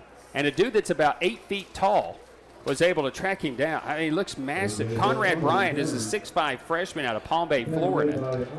And that's where it's going to be 1st and 10. Some of these other score, Brian, still last report, Emory and Henry leads UVA Wise 27-6. In the second half, Wingate has extended its lead 28-0 over Newberry. And it is final at Limestone, the Saints defeating Barton 38-26. Limestone's done their part, but Wingate had already done their part. New quarterback into the game. It's going to be Hunter. And the first play for him on the day, across the 30 to the 32-yard line, is a pass completion. Richard Hunter, the junior out of South Pittsburgh at Tennessee. Of course, Camden Wellington playing a lot as a freshman out of South Pittsburgh at Tennessee. Of course, they've got Levante Adams, a freshman out of Cleveland, who they'll likely redshirt. They are high on him. No surprise we didn't see him. And, of course, the injury to Braden Phillips, another one of the seniors for the Pioneer quarterback room. He was injured at that LR game at Catawba. Here's a pitch to the outside and taking it across the 35 to about the 37-yard line, which will move the change for a 1st and 10. There's Roper once again on a carry. You know, things did work out in that Piedmont division. Wingate is actually winning that division, playing one less game than Lenoir-Rhyne and Limestone and everybody else except Newberry, because they didn't play Newberry. But even if Wingate were to play Newberry and lose, they would all end up with identical records, and Wingate beat the other two, so that's why they advance. Yeah. The only loss for Wingate this year was to these Carson Newman Eagles in overtime, 31-28. Richard Hunter to pass, complete to Kamani Brown across the 45 and out of bounds around the 46-yard line. And an injury to a Pioneer in the backfield. Looks like Garrett Priest, who has been banged up a bit this year as well for the Pioneers. That center, redshirt freshman out of McMinn County from Athens, Tennessee. Pioneers do have several young men on this team from Tennessee. One that we haven't mentioned is senior day for him. Kenton Cobble, former West Green Buffalo, he was able to walk here this afternoon.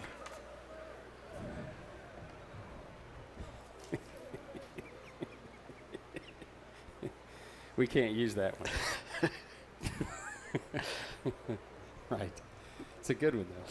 2nd down and 2. The attention is to Garrett Priest, who's trying to walk it off for the redshirt freshman. Had a chance to talk with him this year, too, at the Pioneer Football Show. Just everybody that I've had a chance to that have come out to the show, just been very, very likable. Nehemiah Story out of Rockwood High School, Rockwood, Tennessee, will come in as the snapper, I think. Nehemiah also as a guard will run out. You know, Jeff Linton, the injury to him has really hurt this Pioneer offensive line just for some experience. Adrian Gum is a track guy, throws the shot put discus, junior out of Maryville High School. Has been our Iron Man this year and starts at the offensive line. Hunter's going to keep it as he's going to take it across the 50 into Eagle territory to the 49-yard line. And the whistle's finally stopping it up there. And it will be a 1st and 10 for the Pioneers to the Eagle 48. You know, we talked earlier about the post game, and what we're referencing is after last year's melee on the field, perhaps some of the Eagles are feeling hard done and might want to repay the favor. Yeah. They've got a conference championship to play for next Saturday. It's in their best interest to play another 5 minutes and 49 seconds and get on out of here. Yeah, I think cooler heads need to prevail here, obviously. 1st down and 10. Of course, the scoreboard is doing its own talking. Hunter is sacked. Oh, and he had his helmet taken off in the process, and there's a penalty down. Well, that's just great recognition, though, by Jimmy Olorende, who already has had a pick six today. Olorende got into the backfield, and Richard Hunter had nowhere to go, and Olorende just grabbed his face mask for some reason. Yeah, I mean, in that situation, and once again, the Eagles have done just such a really good job of reading the plays. For however they're figuring it out, they're on top of the ball just as soon as it's snapped. So a free first down for the Pioneers with 5:37 left in the home season. Homecoming 2024. Do you have the results of our homecoming today? Do you have that? I did. Angela Sanchez was the homecoming queen, and David Evans, I believe it was homecoming king. David had a couple of goals this week. Is that the same David? Yes. Yeah, David from the soccer team. They beat Carson Newman this week, 3-1. Good job, Dave. Way to go, King. Either give it to him or pull it, and they gave it to him. And then maybe a gain of a couple to the 31-yard line. And Joseph Goho is looking over at Richard Hunter and say, hey, man, give it to me or don't. Yeah, they actually kind of ran together there for a good 2 to 3 yards with both of them holding on to the football. Well, one official had him at the 31. The umpire has decided he wants to mark it at the 32. Where the line judge still standing at the 31, and he's like, oh, that's fine. Second down and 9. 5 minutes to play, and a 49-14 Carson Newman lead. They scored 42 unanswered. Hunter, the quarterback, going to hand it off to Goho right up the middle. Bounces off one, off another to the 25, and he'll be bent backwards at about the 22-yard line to move the chains. 1st and 10 for the Pioneers. Got just enough yardage that's needed to get the fresh set of downs. An offensive lineman into the contest. Vernon Holland, the sophomore out of Nashville, is back in. He's kind of been rotating a little bit in this contest, so. Carson Newman bringing in some new guys here on defense, get them some action here in today's contest.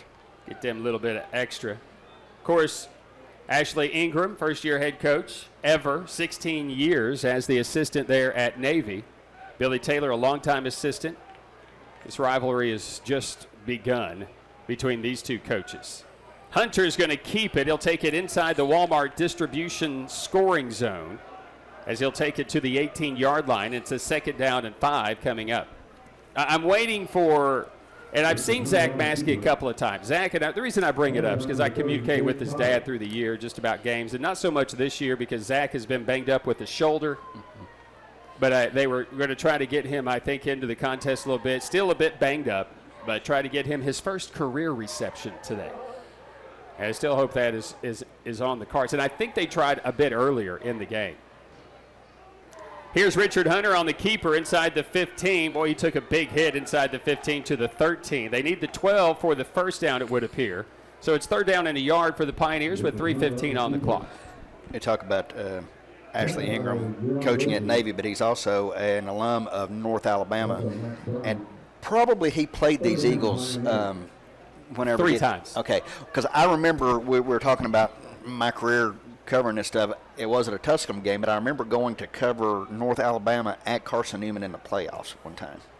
He was 3-0 all time against the Eagles. Matter of fact, in his postseason career, he was 40-1 playing for North Alabama. Here's a pass attempt by Hunter into the end zone that's incomplete. So it's 4th down and a yard. At least they took the shot. I can't tell who has, because he's got his jersey wrapped up underneath his shoulder pad. So good try, young man. I just don't know who you are. Good effort. You want to be recognized? Tuck your shirt into your pants instead of your shoulder pads. At least we can read these numbers on the current version of the Pioneers jerseys. We can't have said that all the time. That's true. All right, so 4th down and a yard. Pioneers have been stymied on 4th down here in the second half, and we probably jumped. We did have 1 second on the play clock. We also could have taken a timeout. So we did. We took a timeout. So, Joe, the final homecoming, you had a chance to walk in the parade. Still a lot of the same festivities. They had the pageantry last night with the social and the dance and that kind of stuff. They've had all of the events that have kind of gone on here. It's odd to play Carson Newman for homecoming. This is not the first time. As a matter of fact, it's the third time. But the last time we did host homecoming against Carson Newman, we lost that game. It's the last time we lost at home to the Eagles, 2014. Yeah, I mean, let's be honest, though. Homecoming has not always been great for the Pioneers.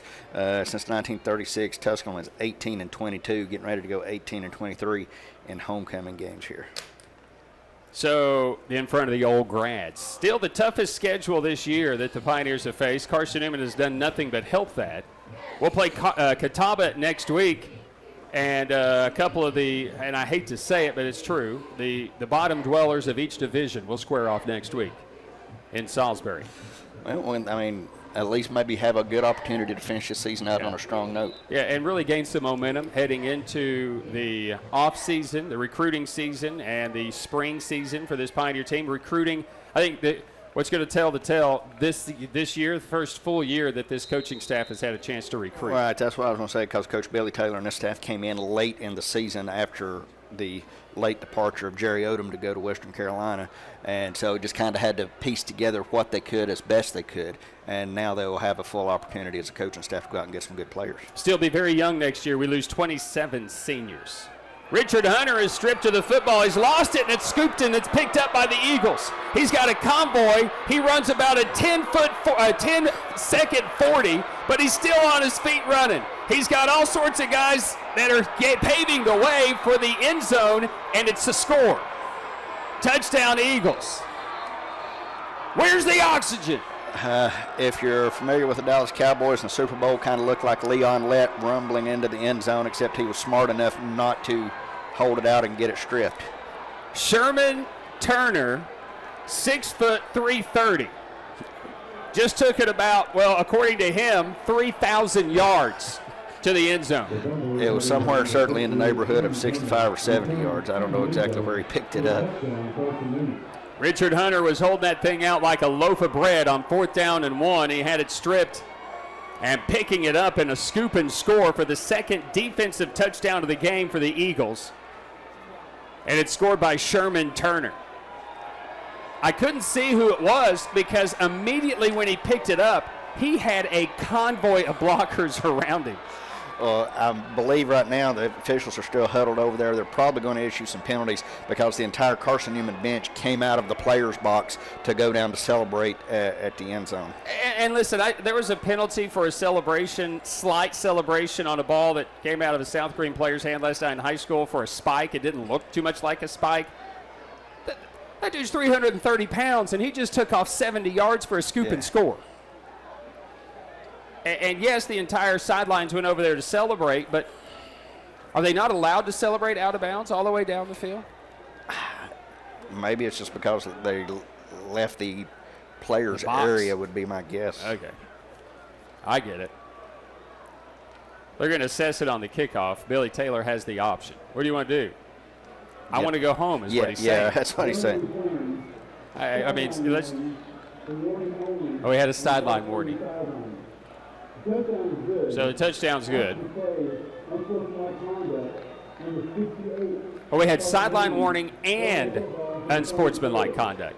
Well, it's about time.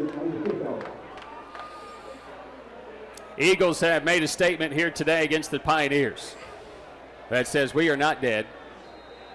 Even though Tusculum had won 4 or 5 of the last 7, including 3 straight, including ending 88 years of frustration last year at Mossy Creek. We'll get Carson Newman here again next year to end the year in a 10-game conference schedule. Point after is up, point after is good. Division's going away next year. Thank God. 2:25 to play. We're back right after this quick break for the kick with your new score. 21st ranked Carson Newman, 56, Tusculum 14. Pioneer football continues after this, driven by Gateway Ford Nissan on the Pioneer Sports Network.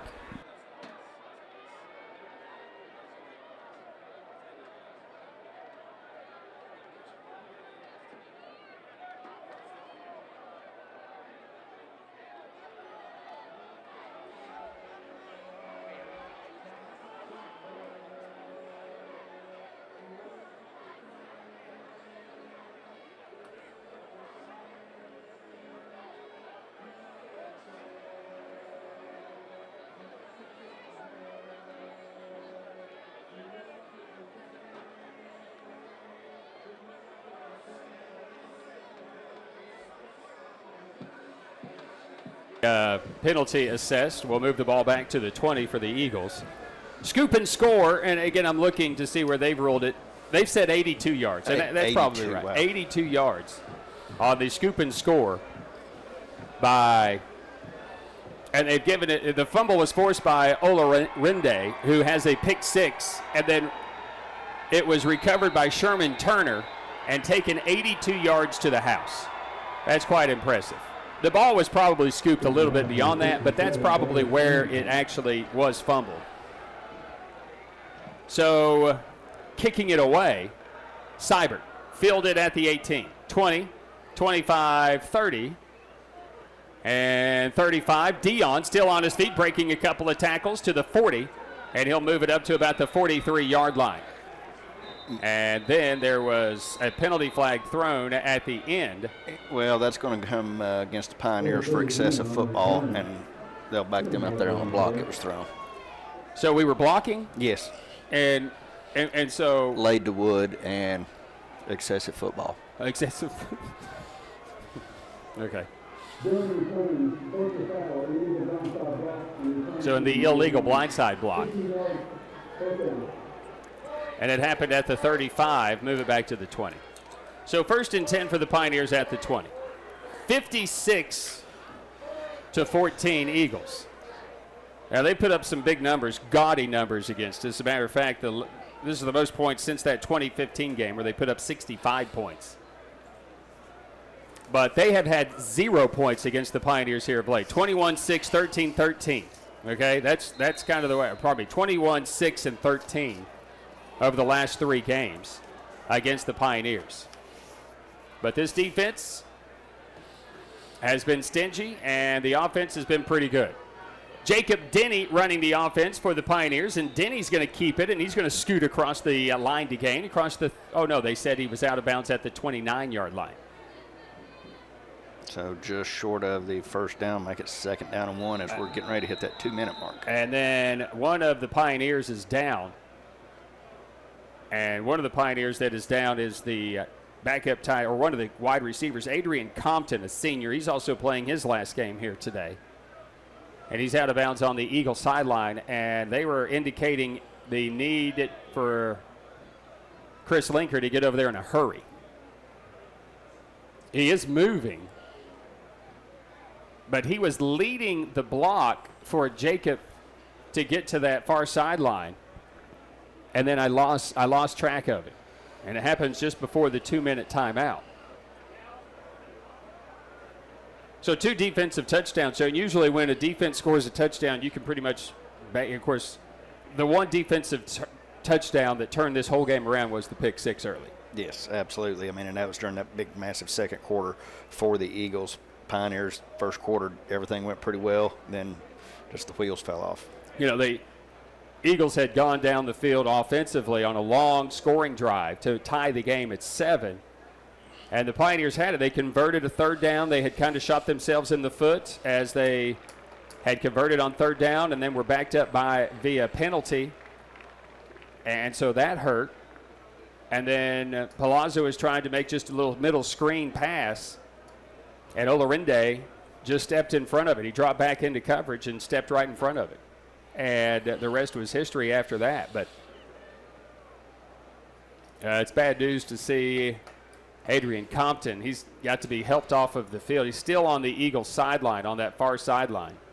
Yeah, instead of coming straight back across, I guess they're just trying to keep things flowing to play out this last minute, 2 minutes and 5 seconds. They're going to take him out around the other side of the end zone. I think Chris Linker wants the gator. They're going to run the clock to the 2-minute timeout, and we'll take the break and return in 1 minute for the final 2 minutes here. We go to a break with your score, where it's Carson Newman 56, it's Tusculum 14. Pioneer football continues after this, driven by Gateway Ford Nissan on the Pioneer Sports Network.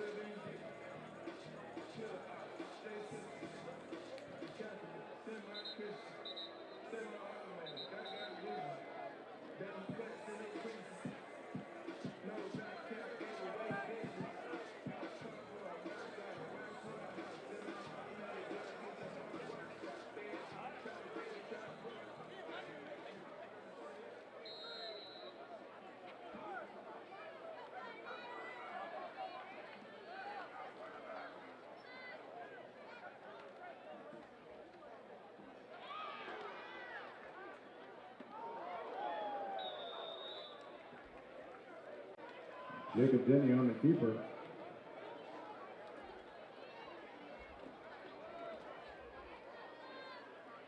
Denny will take the first play after the 2-minute timeout to cross the 30 up to the 35-yard line for the first down, as we are all ready and back in action. It's first down and 10 for the Pioneers, and Jacob Denny working out of the gun. Once again, the third Pioneer quarterback used today for this Pioneer team. Roper is going to get a handoff, and he's going to be tracked down from behind and taken down around the 37-yard line, where it's going to bring up second down and 8. You know, earlier in the season, we saw the Pioneers doing, platoon quarterback type stuff. We're seeing 2 and 3 guys per game, but over the last few weeks, Matthew Palazo has taken all the snaps. We really haven't even seen guys we thought we would. Yeah. But today, getting some of these other quarterbacks back in, get them some reps. Palazzo today, 13 of 25 for 101. And again, the ninth in school history in passing yards, completions, pass attempts. And he also scored a touchdown today. Denny on a little end around keeper across the 40 up to the 41-yard line, took a big hit. And they'll mark him down at the 42. We're going to be third down and about 3. Under a minute to go here in the final home game of the season. Here comes Zach Maskey into the game. We'll get a chance to see if he gets this play. And again, I've been watching for it. Again, his dad kind of tipped me off to it to kind of be hopeful that will actually happen here on third down and 3 with 40 seconds to play here in the football game. Maskey is set in the slot to the near side with 2 wideouts to the far side and 2 to the near side. Denny with the back to his right. This is going to be Denny, who's going to be trapped, and he's going to be sacked all the way back around the 36-yard line. We're going to bring up fourth down, and they need the 45 for a first with 20 seconds to play. Not sure they'll get a playoff. Yeah, right now if I'm Pioneers, I'll let the clock run out. That way you're not ending your final home play of the season on a punt. Yeah. So a Pioneer team that came in here with a lot of expectation today. They lead it 7-0, but the Carson Newman Eagles rattled off 42 unanswered against this Pioneer team, and they end a 3-game losing skid to the Pioneers. They also end a 4-game losing skid here at Pioneer Field, and definitely the talons into the Pioneers today, deep. Talons up, talons whatever you want to say, but Carson Newman, that running game is vaunted and it's back. It absolutely is. They just did a phenomenal job, and a lot of them came on big, huge plays. It wasn't just that they were little ones that added up. They did it both ways. It's a Carson Newman team that, again, will play for also, Joe, they needed to win. All the pressure was on them coming into today. Oh, absolutely it was, because they wanted to make sure they took care of business to play for that conference championship next week, because if the Pioneers had have done it today, then Carson Newman would have been on the outside looking in. Yeah, all of it on them today, and on top of that, they started a guy that hadn't started at quarterback all year long. So, and down 7-0, boy, things could have gone south in a hurry. It really did. We never got any indication of why Whitson wasn't starting quarterback. That's who we expected. He's leading the 2 deep. But, change them out, you get good results. Well, today the Carson Newman Eagles flexing their muscle a little bit. Their running game was big. They didn't have to throw the football. They didn't. They weren't very good at it when they attempted it. The Pioneers' turning play in this contest was the pick 6 after the Eagles had tied the game at 7. And then the pick 6 happened, and then another interception and another one-play, 3-yard drive by the Eagles. And all of a sudden it was 21-7, and the Pioneers just never got back into it, never responded after that particular play. And their season here at home comes to an end in a very disappointing way, and what has been a very disappointing season for this very young, inexperienced Pioneer football team here today at Pioneer Field. Coming up, our Pioneer postgame, we'll hear from Pioneer coach Billy Taylor as the Pioneers fall to the rival Carson Newman Eagles, and they'll play their final game next Saturday on the road at Catawba. The Eagles will travel to Wingate University, where they will play for the conference championship, the winners of the Mountain Division, the Carson Newman Eagles. Your final score, Carson Newman 56, Tusculum 14. This has been Pioneer Football, driven by Gateway Ford Nissan. Now stay tuned for the Pioneer postgame report here on the Pioneer Sports Network.